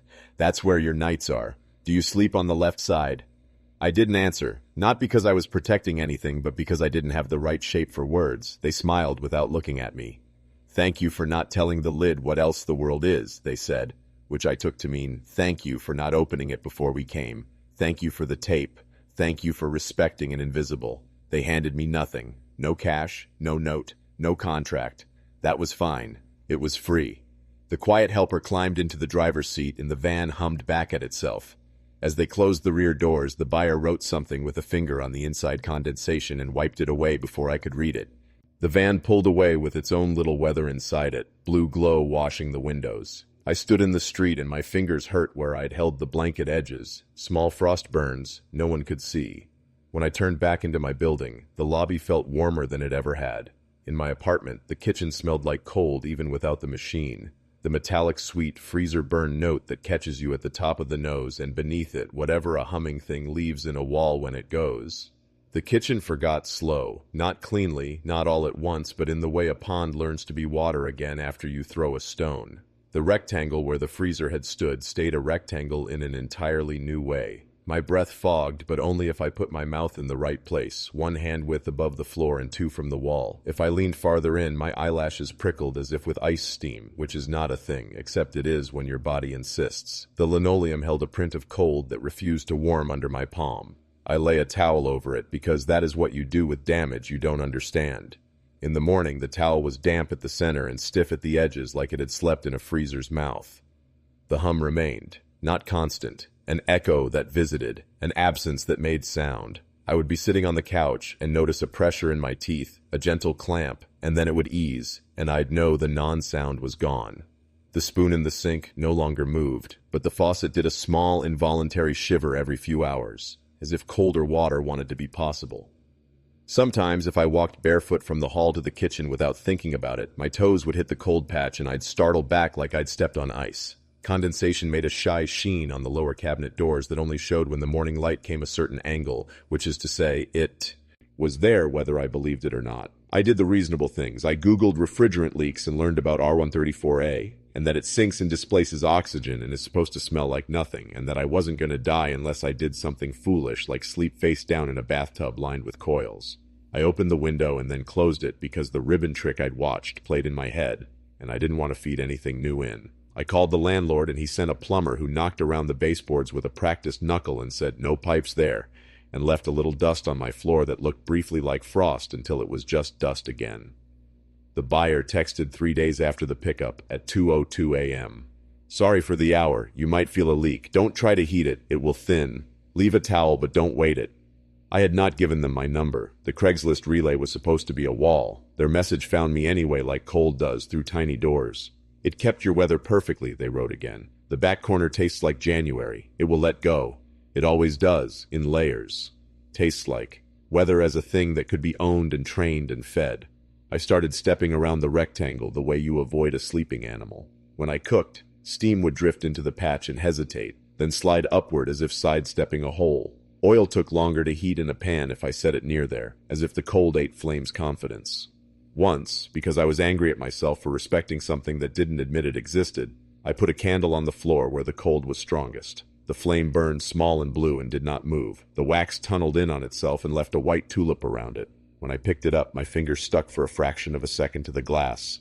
Neighbors don't notice air, but they notice routines. Heard your hum last night, Sam from my floor texted with a winky face, meaning the freezer. You replace it? I wrote, no, and stared at the word until I understood that what I wanted to say was, the sound stays. He sent back a shrug emoji and a photo of a baklava from the corner place. Sugar fights winter, he wrote. The joke ought to have helped. It didn't. I tried to rationalize it into ordinary weirdness. Apartments hold older climates. Old buildings wear past weather like layers. The freezer had kept my kitchen at a lower emotional boil for years. Removing it meant the kitchen needed to decide who it was. That line of thought worked if I said it fast. At night, there was another line. If I had opened it, really opened it, not the crack on photo day, what would I have found? Nothing. Ice and peas and bread. Or something the size of loneliness that had learned how to make frost. The buyer's first message had been blunt. Do not open. It had felt bossy. It had felt like mercy. Once, I dreamed about the inside of the lid. Not the box, just the lid, floating, coated in that velvet of breath frost that forms if you exhale into small cold spaces for years. In the dream, I wrote my name on it with a mittened finger, and the frost fell away in a lazy snowfall, each piece shaped like what covers a car windshield at 5 a.m. when the street is quiet and the world has agreed to be temporary. In the morning, I had a taste in my mouth like pennies and mint. The towel over the cold patch had frozen at one corner and cracked when I lifted it, which I know is not how cotton behaves in kitchens. The buyer stopped texting for a week. Then new number, same voice. We kept it running all the way home. No jostle, no warm. The generator held. It's calmer. It knows a new wall. Your back corner, your January, thinned on Tuesday around 11. Did you feel it?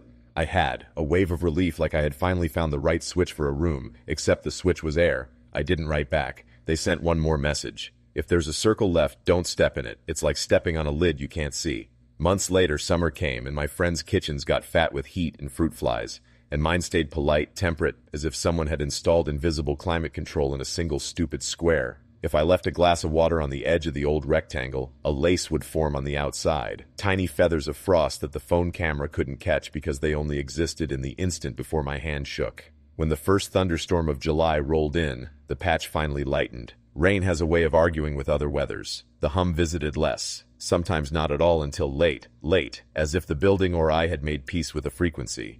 I still don't own a freezer. I buy ice on days when I want things colder than the fridge, and I use it quickly and wash the bowl so it can't keep any ideas. If I have people over, I move a stool over the rectangle and the conversation pretends to gather around it naturally. If I'm alone, sometimes, this is the embarrassing part, I stand with my feet straddling the line between ordinary air and that last thin cold, and I talk to it the way you talk to a skittish dog. You can go, I say, or stay if you need to, or it wasn't warmer in me than it is out there.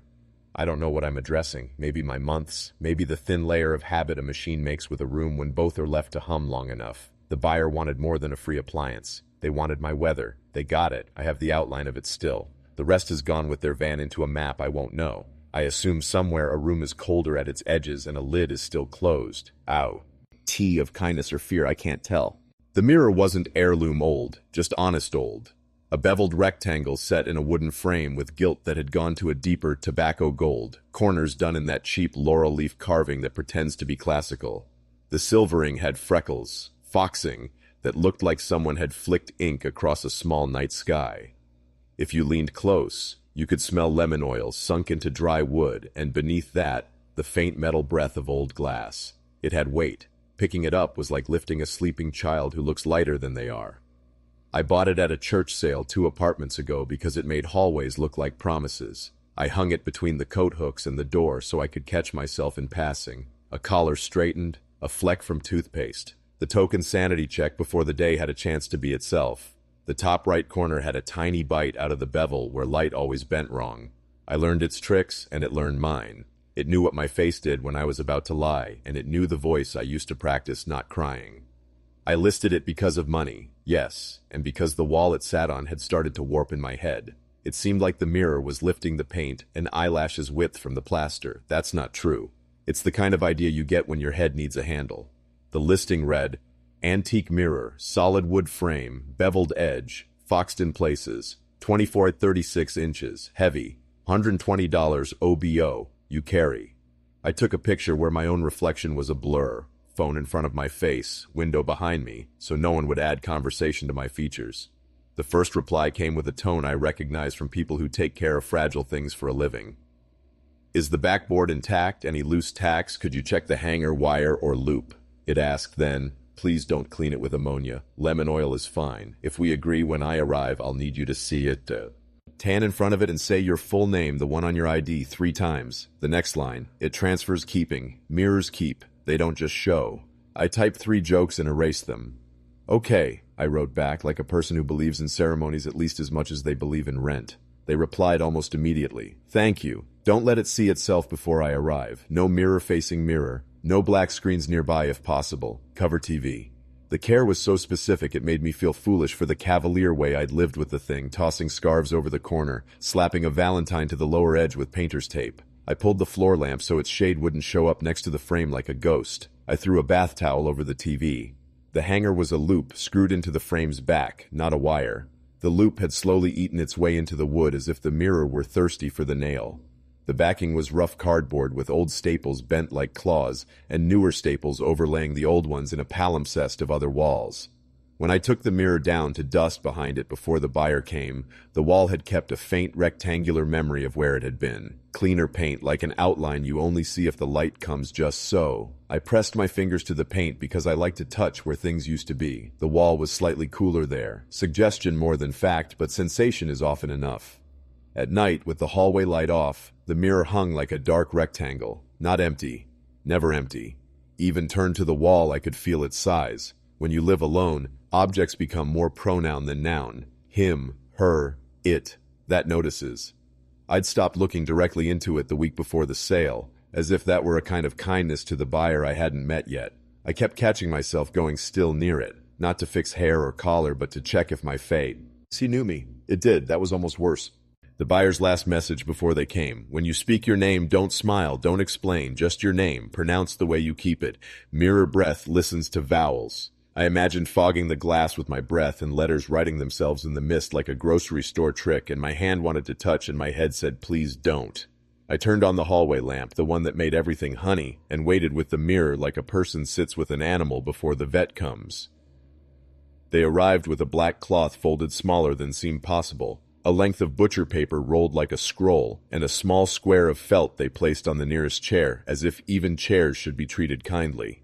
They had the alert softness of museum staff, the way you're in a space without jabbing your elbows into any of its feelings. Their first move was not toward the frame, but toward the room. Thank you for covering the TV, they said. They turned the kettle's chrome so the room wasn't in it. They slid my phone face down on the table. Surfaces talk to each other, they added. No drama, like it was insulation advice. Up close, their eyes had the watery brightness of people who don't sleep right. They asked for my full name, and I said, should I get my ID? They smiled, small. You know it better than plastic does. They stood to the side so the glass held only me and the diagonal slice of hallway. Say it 3 times, even, like calling a dog you love who doesn't have to come. It felt theatrical, even as I felt how much I wanted to be the person who doesn't overperform their self. The mirror was cooled by the wall. It had that slight chill that makes breath show for a second if you get close. I could see the foxing like a spill of negative stars at my temple. I stood square with the frame and said the name I sign on checks and whispered to indifferent bureaucrats.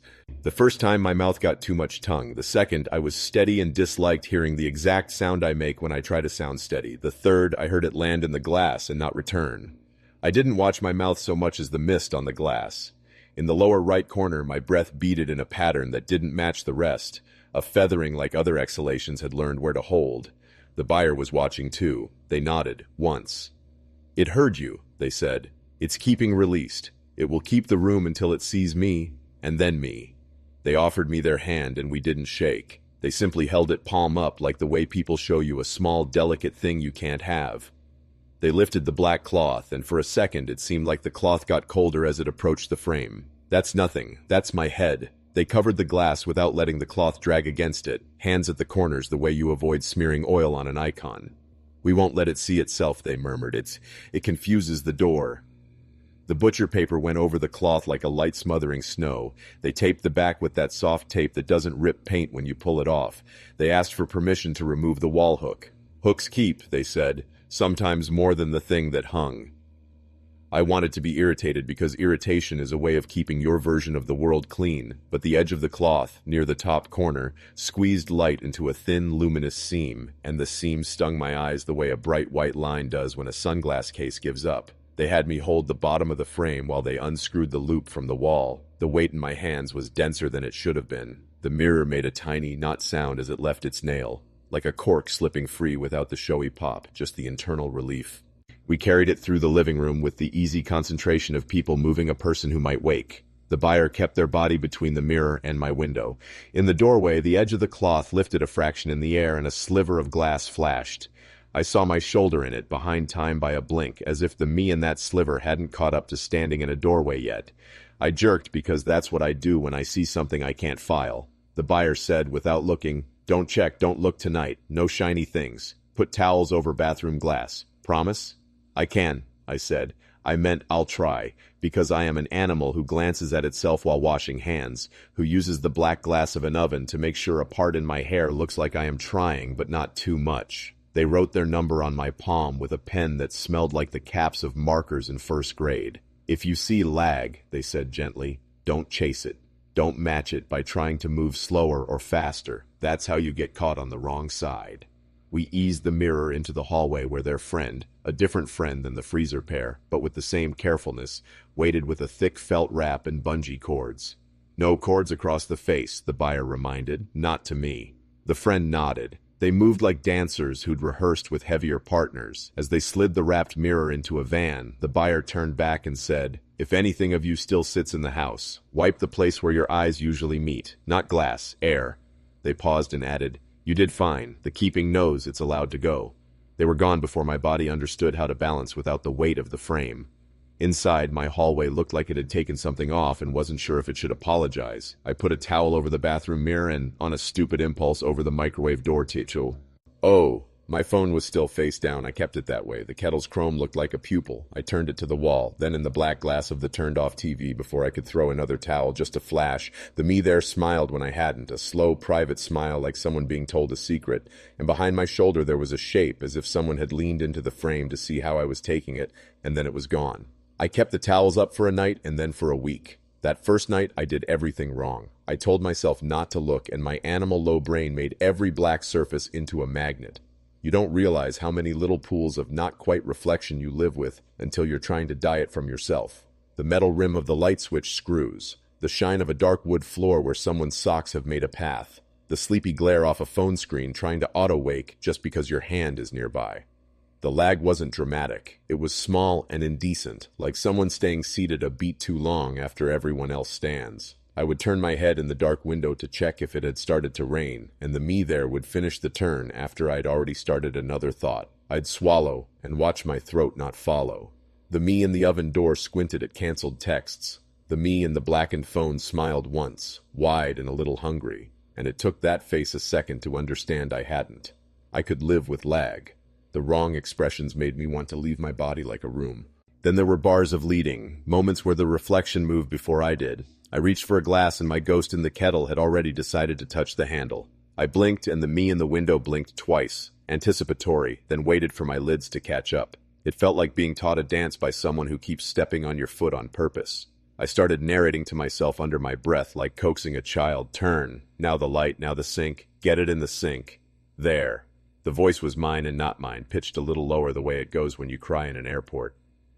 People would ask me something and I would say, I'm fine, which is a sentence Glass knows is code. In the grocery store, under the bad ceiling lights, my reflection in the freezer door had someone just behind me, a shoulder, a cap, the slope of a cheek not mine, facing my face as if trying to catch my eye. I turned and a woman with a bag of peas was pinching a sticker off. When I looked back at the glass, the not me was still a breath of warmer behind the glass air, already thinning. One night in the elevated train, I saw my whole self as a smear in the window and a second self crisp behind, an overlaid stranger whose mouth made the shape of my name. That wasn't possible. That word stopped being useful. I texted the buyer, breaking my self-imposed silence because sometimes the only relief is to be ridiculous with the person who asked for ridiculous. Lag another glass, I wrote. Smiles I didn't authorize. Someone behind me. They wrote back. The keeping wandered. It will try to complete itself in any friendly surface you've taught. You probably taught your windows, your oven, your phone. Close them gently. Touch the air where your eyes usually meet. Say your name once there. Cover at night. Don't answer if your reflection asks you anything. They added, if you see me, it's okay. I have it. I'm on my side. On your side made me want to laugh and then sit down on the floor, which I did. I put my back to the door and watched my own shadow try to fit itself in the curve of the doorknob. For the next 3 nights I did as instructed, hands held out to nothing, palms at the level my eyes are in different parts of the apartment, saying my name once, quietly, without asking it to go, just naming it the way you put a tag on a suitcase. The air felt thicker in those places for the length of a single breath, and then relaxed. The towels draped everywhere made the apartment look like it was sick and resting. The lag thinned, it never vanished. I still avoid the window at night unless I want to be touched by the idea of someone behind my shoulder. Every once in a while, washing dishes, the tap's chrome shows 2 of me for a blink, one doing the task and one watching with a patience that isn't mine. I keep the phone in a case that lifts the edge above the glass so the black face of it doesn't become an accidental pond. When someone starts a video call, I angle the camera away and say, my internet is bad. No one minds. Everyone lives in a small panic with mirrors on the internet now. 3 weeks after the sale, the buyer sent a photo I didn't ask for. Their mirror leaned against a wall not yet hung, cloth off, butcher paper flattened beside it like a molted skin. In the glass, the buyer's face, soft and attentive, and behind their shoulder, as if standing on the other side of a threshold, a person exactly my height with my head turned just so, looking into their room with the particular concern I save for checking if the stove is off. The angle was wrong to be a trick, or maybe that's what tricks are, the angles you can't solve. It's keeping, they wrote. It knows me now. Sometimes it checks for you. That's okay. Neighbors started remarking, not about glass, just about posture. You look different in the elevator, a woman 2 floors up said gently, like you were listening to something behind you. My sister caught me smoothing my hair in a blank black TV and said without judgment, maybe stop. A cashier at the corner store laughed when I handed him my card and said, damn, you smiled like you knew a thing I don't, and I realized a half second later my mouth had made a private shape I didn't arrive for. Rationalizing helps until it insults you. I read a thing about Troxler fading, about how your brain deletes what doesn't move so you can see what does. I read about derealization, about mirror self-misidentification, about sleep debt and caffeine and the way being alone makes any house full of breathing. Ambiguity is a kind of kindness, the buyer wrote when I got brave enough to ask if any of this would stop. If we tell it too hard what it is, it has to argue. I've arranged my apartment around absent reflections. The bathroom mirror is covered with craft paper taped neatly so strangers don't think I'm in crisis if they come over. I turned the kettle permanently so it sees the tile, not me. At night I keep the blinds down and the light. Behind me, a cheap trick that turns windows back into walls. Sometimes it doesn't matter. Sometimes at the bus stop I look up and see the new owner as a picture faint in the glass behind me, like a person polite enough to wait their turn. Once I mouthed hello to that flicker, and the flicker mouthed back with a lag that made my stomach pitch. I didn't do it again. I don't answer if glass asks me anything.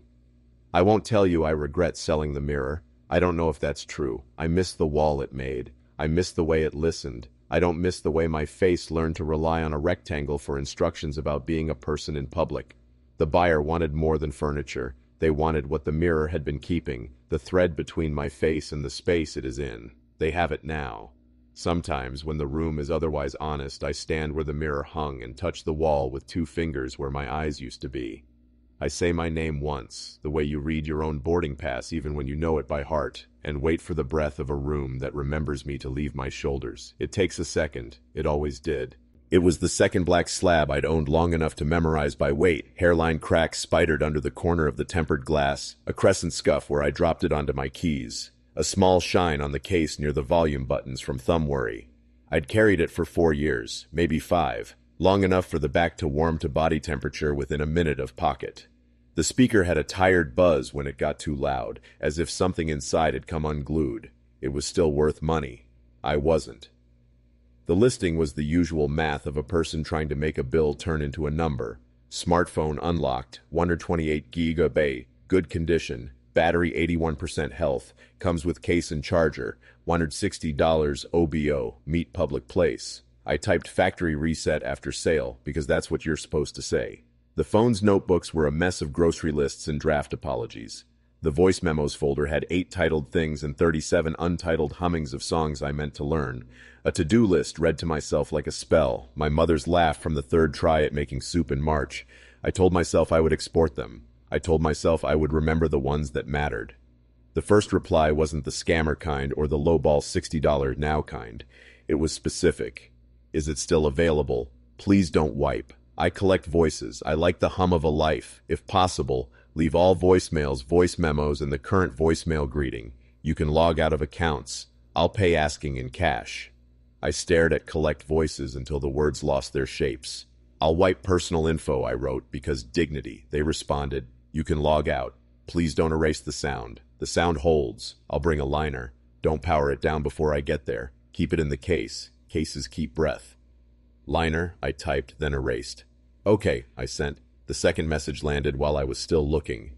If you can, record your greeting now. Say your name the way you say it when you're tired. Just your ordinary hello. It helps the box keep its door. I shouldn't have done it. I did. I sat on the edge of my bed in the late afternoon gray that makes rooms feel like they're measuring you and said, hey, it's me. Leave whatever. I'll call you back. In the voice my friends know from the second ring when I'm already up out of the chair. The beep sounded. Clean. Clinical. When I replayed it, my name had a softness at the edges I hadn't meant. We met at a coffee shop at the corner of 2 bus lines where you say goodbye because someone can always quickly vanish. It smelled like the sweet burnt of steamed milk and the lemon cleanser they use at closing. The buyer sat with their shoulders tucked, headphones around their neck like a question mark. They had a messenger bag with the fatigue of someone who often carries nothing that weighs a lot. They waved without lifting their hand high. Thank you for not resetting, they said, as if I'd done something noble. Do not disturb on. It prefers not to be interrupted between handlers. I held up the phone to show the crescent moon icon and felt foolish for the relief in their smile. They didn't handle it like a thief or a kid. They held it with 2 fingers at first, and then with an open palm, as if letting it breathe, and pressed the back of their hand to the glass. Warm is good, they murmured. From the bag they took a thin silver pouch that made a whispering sound. Liner, they said when I looked, just helps it not pick up extra rooms on the way. They rested the phone on a napkin and scrolled, not nosy, but like a librarian checks a binding, swiping through voicemail and voice memos without hitting play. You can log out of messages and mail now if you want, they said, but leave the voicemail app. It's its own little house. They asked me to call it once from my new phone, right there in the coffee shop. First and last should know each other, they explained. I dialed and let it ring once and hung up, the tone clipping itself. Then they said, would you mind leaving one final message, just room tone for 10 seconds, no words. I stood to one side, pointed the phone at the corner near the coat rack, and recorded the sound of 3 conversations plus a milk pitcher's soft scream. It felt intimately dumb and then, immediately, like exactly the kind of thing that matters. They slid the cash across the table in a shape that carried no drama, 50s issuing from their palm like they were just sorting paper. We didn't shake hands. They asked, can I keep the case? And I said yes, because of course. Cases keep breath, they repeated quietly, like telling the phone, not me. Before the liner swallowed the phone, they double-checked the greeting and looked moved the way people get when they hear a hymn they forgot they knew. It hums well, they said. Thank you. I walked out with my new phone feeling like a placeholder. Phantom vibration tickled my thigh twice and then again after a block, and I kept reaching for the absent weight and coming up with air. The winter air bit through my coat just hard enough to make me aware of my jaw. The bus roared past and left a smell of diesel that tasted like pennies. I sat on the curb and watched my breath drift. I thought I sold a thing, that's all. And somewhere in me, a small answering voice said, "Then why does your mouth feel like you hung up on someone you love?" The first voicemail came 4 hours later, impossible by date and perfectly mundane in tone. My new phone buzzed on the table and the notification read, "Voicemail, unknown, 1M12 phase. Received, SE16, 2017. The carrier's transcription, the wrong kind of confident, said, "Hey, it's me, I'm downstee. Airs, I don't want to go up alone, just call, I'm at the buzzer, sorry." Indistinct, sorry. I went cold from inside like drinking water too quick. In 2017, I lived in a building with a buzzer that had to be pressed exactly once, not twice, or the ancient relay would jam. My chest remembered it as a tiny stress. I put my thumb on play. My voice, my old voice, or my voice in a different weather, filled the kitchen, tinny through the little speaker. "Hey, it's me, are you—" A small laugh, the one I do when I'm trying to be lighter than I am. "Are you there?" I'm downstairs. I don't want to go up alone. There's a guy on the steps pretending he's not watching his own shoes. Just call. I'll wait by the mailboxes." In the background, the half-cough of that building's heater turning over, the specific clunk that used to travel up the stairwell like a knock. At the end of the message, I whispered sorry twice, both times as if my mouth didn't own the word. I told myself a handful of non-magic things at once. The carrier had migrated my voicemail archive to the new device and attached wrong dates. The buyer had used my greeting to feed back old messages I hadn't deleted. My cloud settings were messy and bled. I set the phone on its face to stop seeing my own name in the transcription. Before it landed, the screen lit again. Voicemail, private number, 0M08s, received, OCT4 2020. The transcription read, breath, silence, breath. I played it. Breath, yes, but it was the kind of breath you get when you're under covers and trying not to wake someone. At the very end, right before the beep, my voice said very softly, "It's not nothing." Then the automated, "Goodbye." I opened my voicemail box proper and saw a timeline that did not respect time. New messages were tucked among old ones. Several were marked heard that I had never heard. The oldest now read a date before I'd even had that number. On the list was my mother's voice leaving me a grocery list for a holiday we'd canceled, my friend M's night crying from the curb outside a bar where she was finally done, and between them something I had never recorded but recognized, an audio note of a humming I used to do to calm myself when the street outside sounded like a crowd gathering. I scrolled until the phone scrolled me, a rubber banding motion. Then there was the buyer. The first message from them didn't present as a message. It came as a transcription failed email, subject line, new voicemail. The body, length 233, received unknown.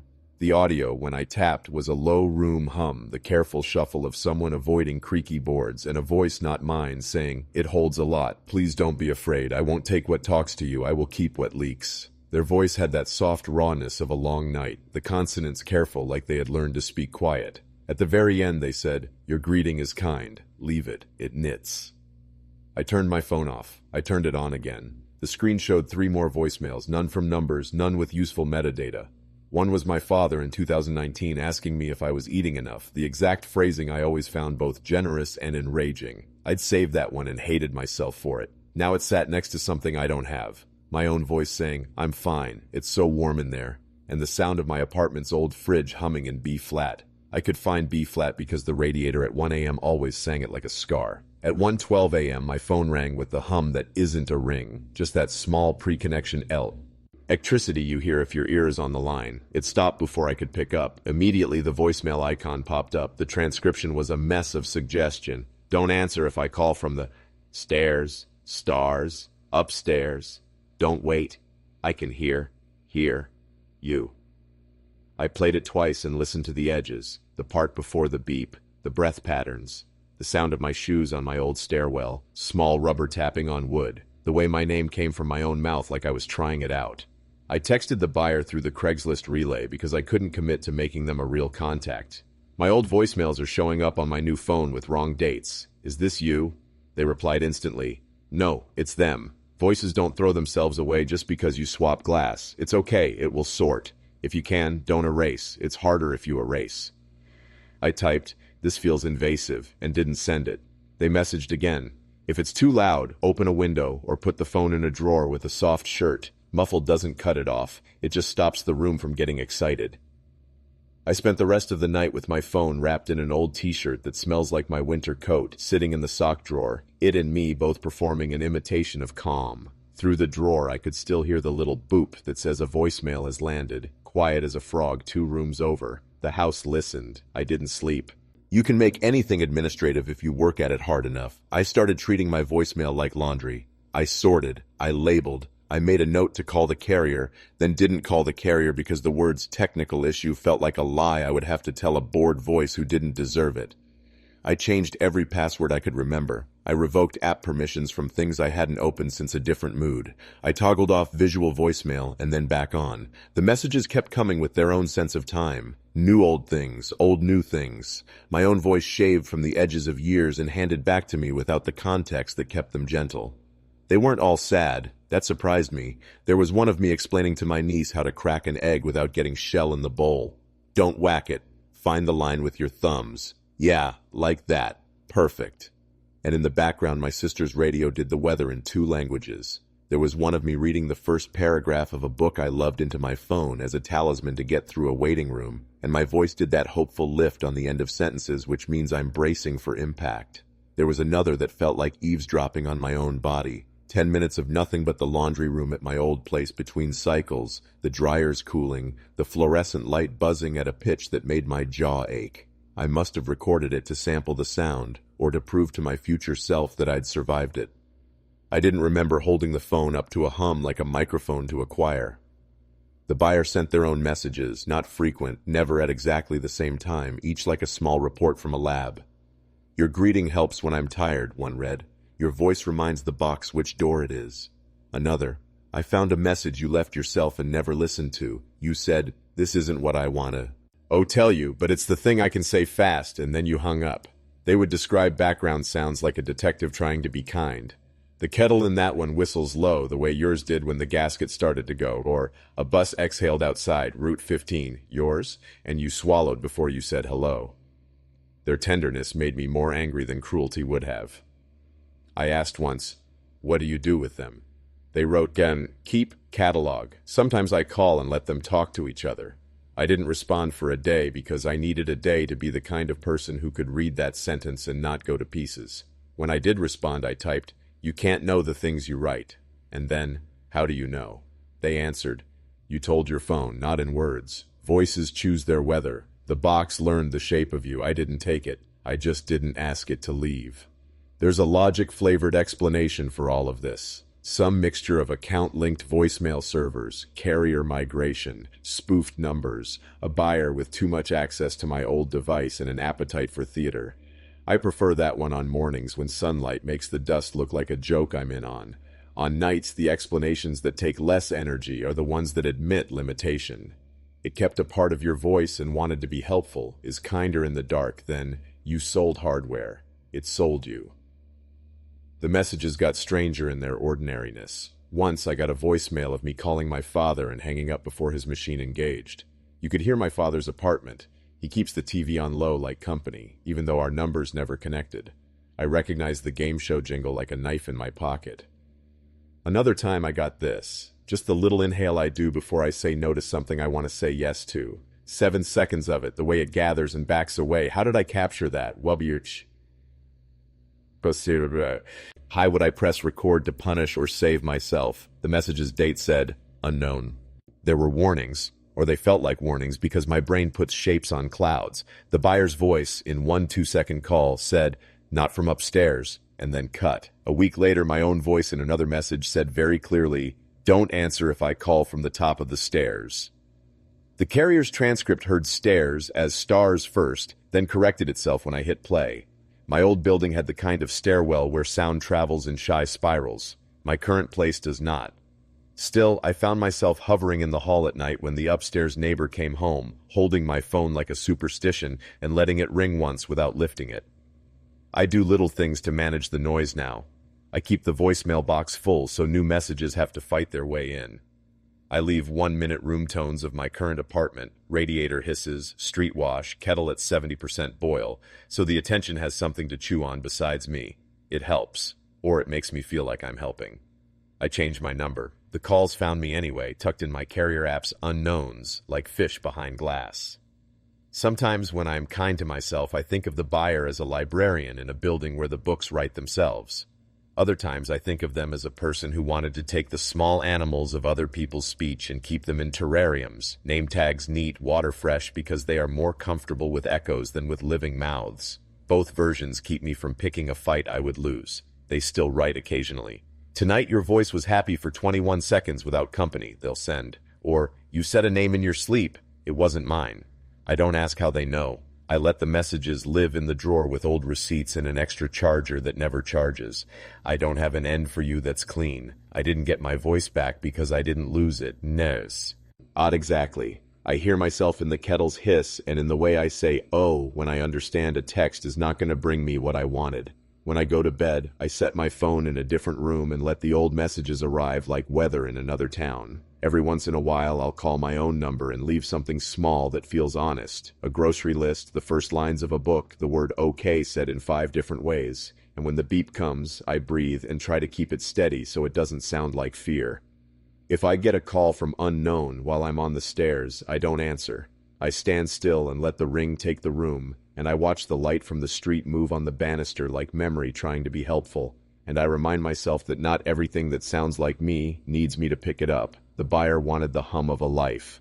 They have some of it. The rest hums here, in the radiator's old note, in the breath between my name and my answer. It's not nothing. It wasn't a good piano, but it was mine the way a scar is yours. A brown upright with polite ambitions, manufacturer's decal gone soft, the ivory long since replaced by plastic that had yellowed like old teeth. The fallboard bore a coffee ring I never buffed out. The left pedal squeaked in a pitch that made dogs in the street look up. Inside, dust lived like felted gray snow between the strings, and when the morning light hit at an angle you could see motes rising when you pressed the keys, as if the instrument exhaled with each chord.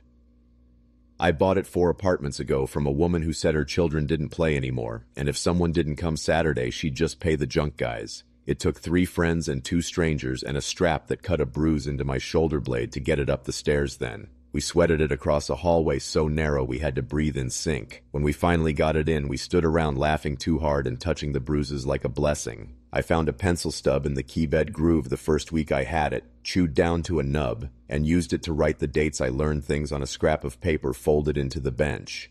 I practiced the way regular people pray, at the same time every day, not because I was devout, but because it kept my body from floating off. 7:30 to 8 on weekdays, earlier on weekends if the light woke me.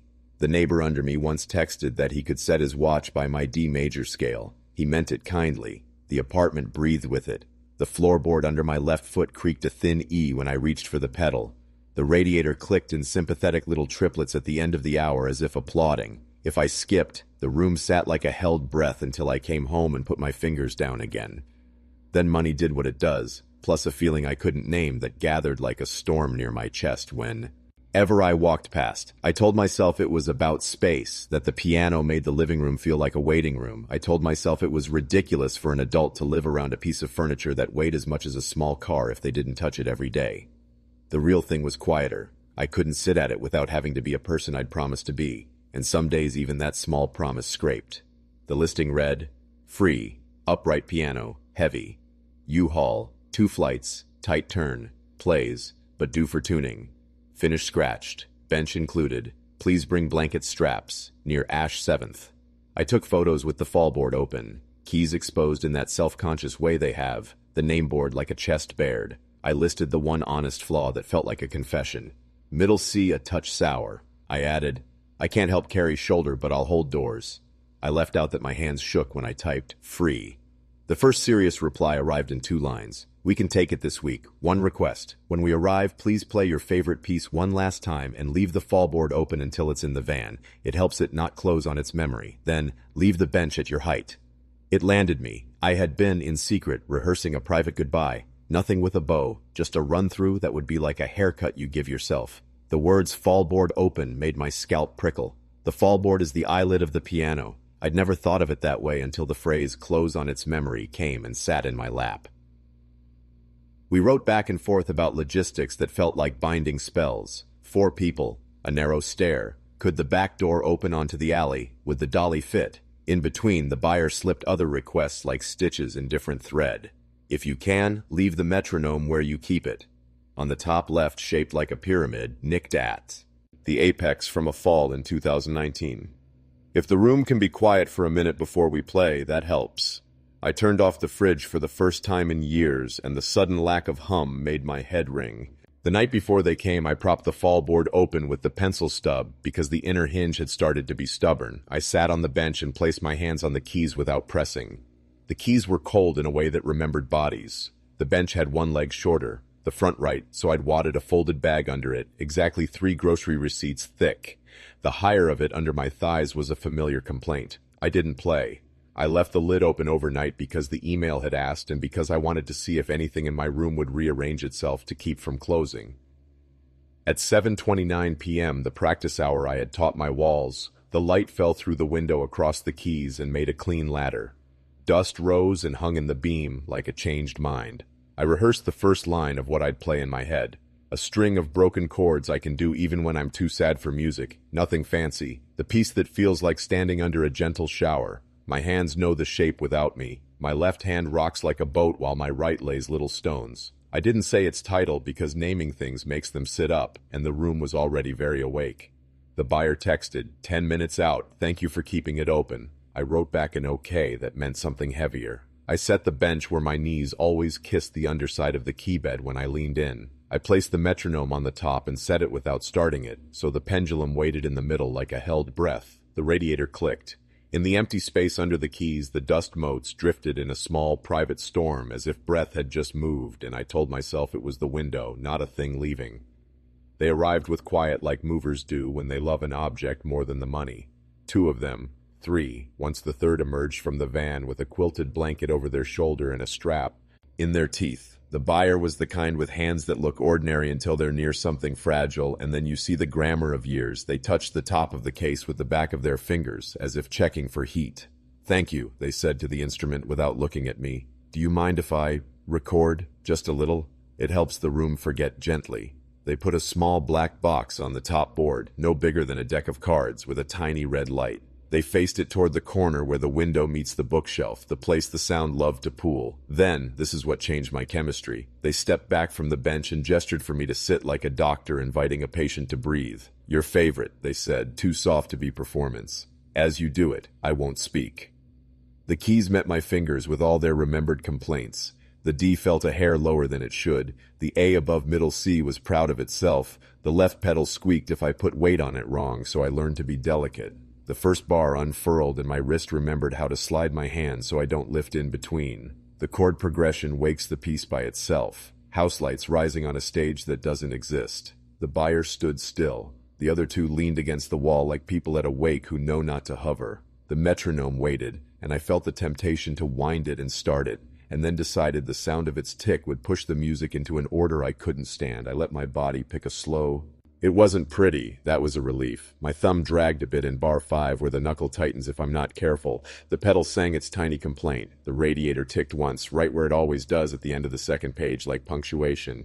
In the upper register, there's that glassiness uprights get, a hardness you lean away from and then lean back into because if you try to be shy with a piano, it will get shy back. The floorboard under my left foot made that thin E when I shifted, and I realized I had trained the house to think that note means listen. At the very end, the piece sits in the home chord like a person deciding whether to stand up. I waited longer than I usually do, my hands suspended above the keys in a pose that has made more pianists look affected than means anything in their bones. I let the last damp note become room, and in that room there was the faintest other thing, a tiny matching of the chord from nowhere. Not sound, not silence, like the air clearing its throat to agree. I didn't look at anyone. I put my hands in my lap and felt my wrists pulse. Good, the buyer said softly. Thank you. They didn't clap, which would have been a violence. They stepped forward, and without closing the fallboard, they slid a folded cloth between it and the keys like a bookmark so it couldn't fall. We'll leave it breathing, they said. Please don't lock anything. Doors open to the outside. No shutting. Keys hate it.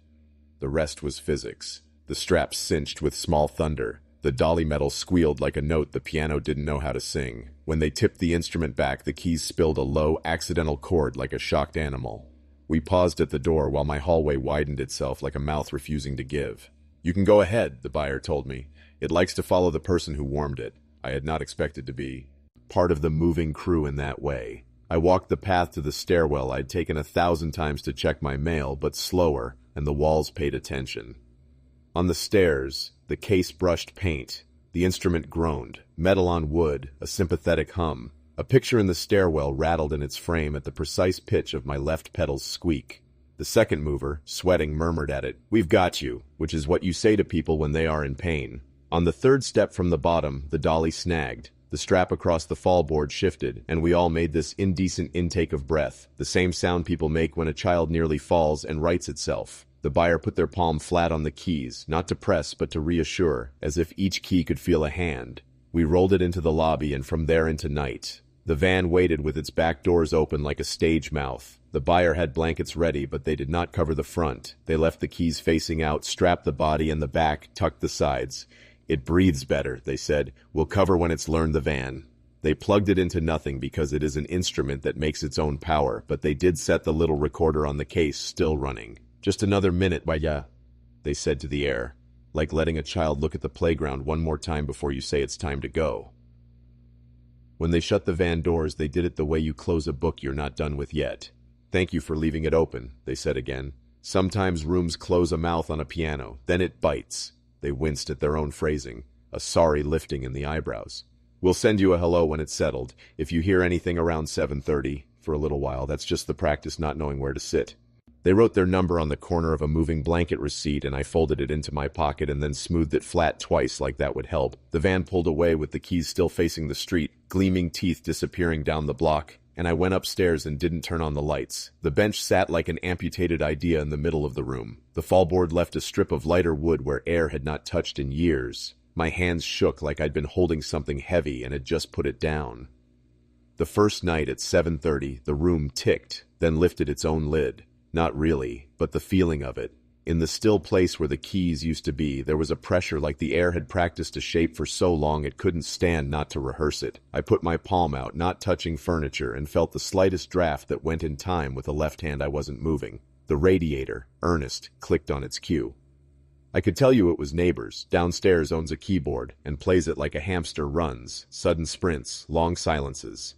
Across the alley, the woman with the plants listens to a reunion tour of a band whose ballads have too much piano for a rent-controlled building. The logical box fills itself easily if you want it to. And yet, the thing that entered the room at the practice hour had my choreography. It started small, a soft laying in of the hand on air where the keyboard had been.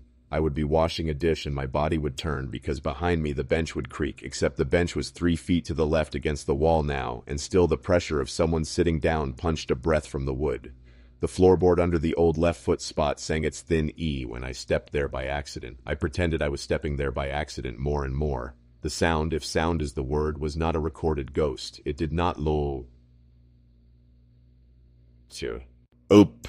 It did not do the same mistakes as me. That would have comforted and humiliated me in equal measure. It was something like the ghost of the instrument practicing the room. A faint braille against the chest where chords would have been. The timbre less note than pressure, like when you sit too close to a big speaker that's off and still feel your sternum noticing a frequency that is not there to be noticed. The radiator kept time because radiators are loyal. The metronome on the top of a bookcase now ticked once on its own at 7:44 and then was a quiet little pyramid again. 3 days later, the buyer sent a file. No text, just the sound-moving icon with the line that shows you your own impatience. When I pressed play, I expected their new room. Different hard surfaces, a softer, rounder decay. What I heard was my house inside theirs. The melody, mine, except played by hands that didn't drag on bar 5. Then the pause I always take. Then, threaded through the tail, my floorboard's thin E complaining under a left foot. A click at 0:22, that was my radiator, not any radiator, the exact metallic tongue of it. Then at 0:31, the snare of my upstairs neighbor's door caught and released. These are sounds I know because years file them into you like little gratings on a key. It was my map inside someone else's walls. I texted, "How?" I got back. "It kept your room the first few days. It played both until it learned ours. I'll sweep it. It will be kinder. Do you want to hear less?" Then, I recorded a hello. It returned your hall. Their words were unhelpful and gentle at the same time. "Sweep it" made me picture a broom and fog. "Return your hall" landed and stayed, a phrase I didn't want. The next night at 7:30, I tried to crowd it. I moved a chair into the old piano place and sat with my knees wide like a child at a desk. The air pressed back against my shins as if a AV fallboard had been lowered onto them by a mistake. I laughed, a small, ugly noise. I apologized, to nothing and to wood. I moved the chair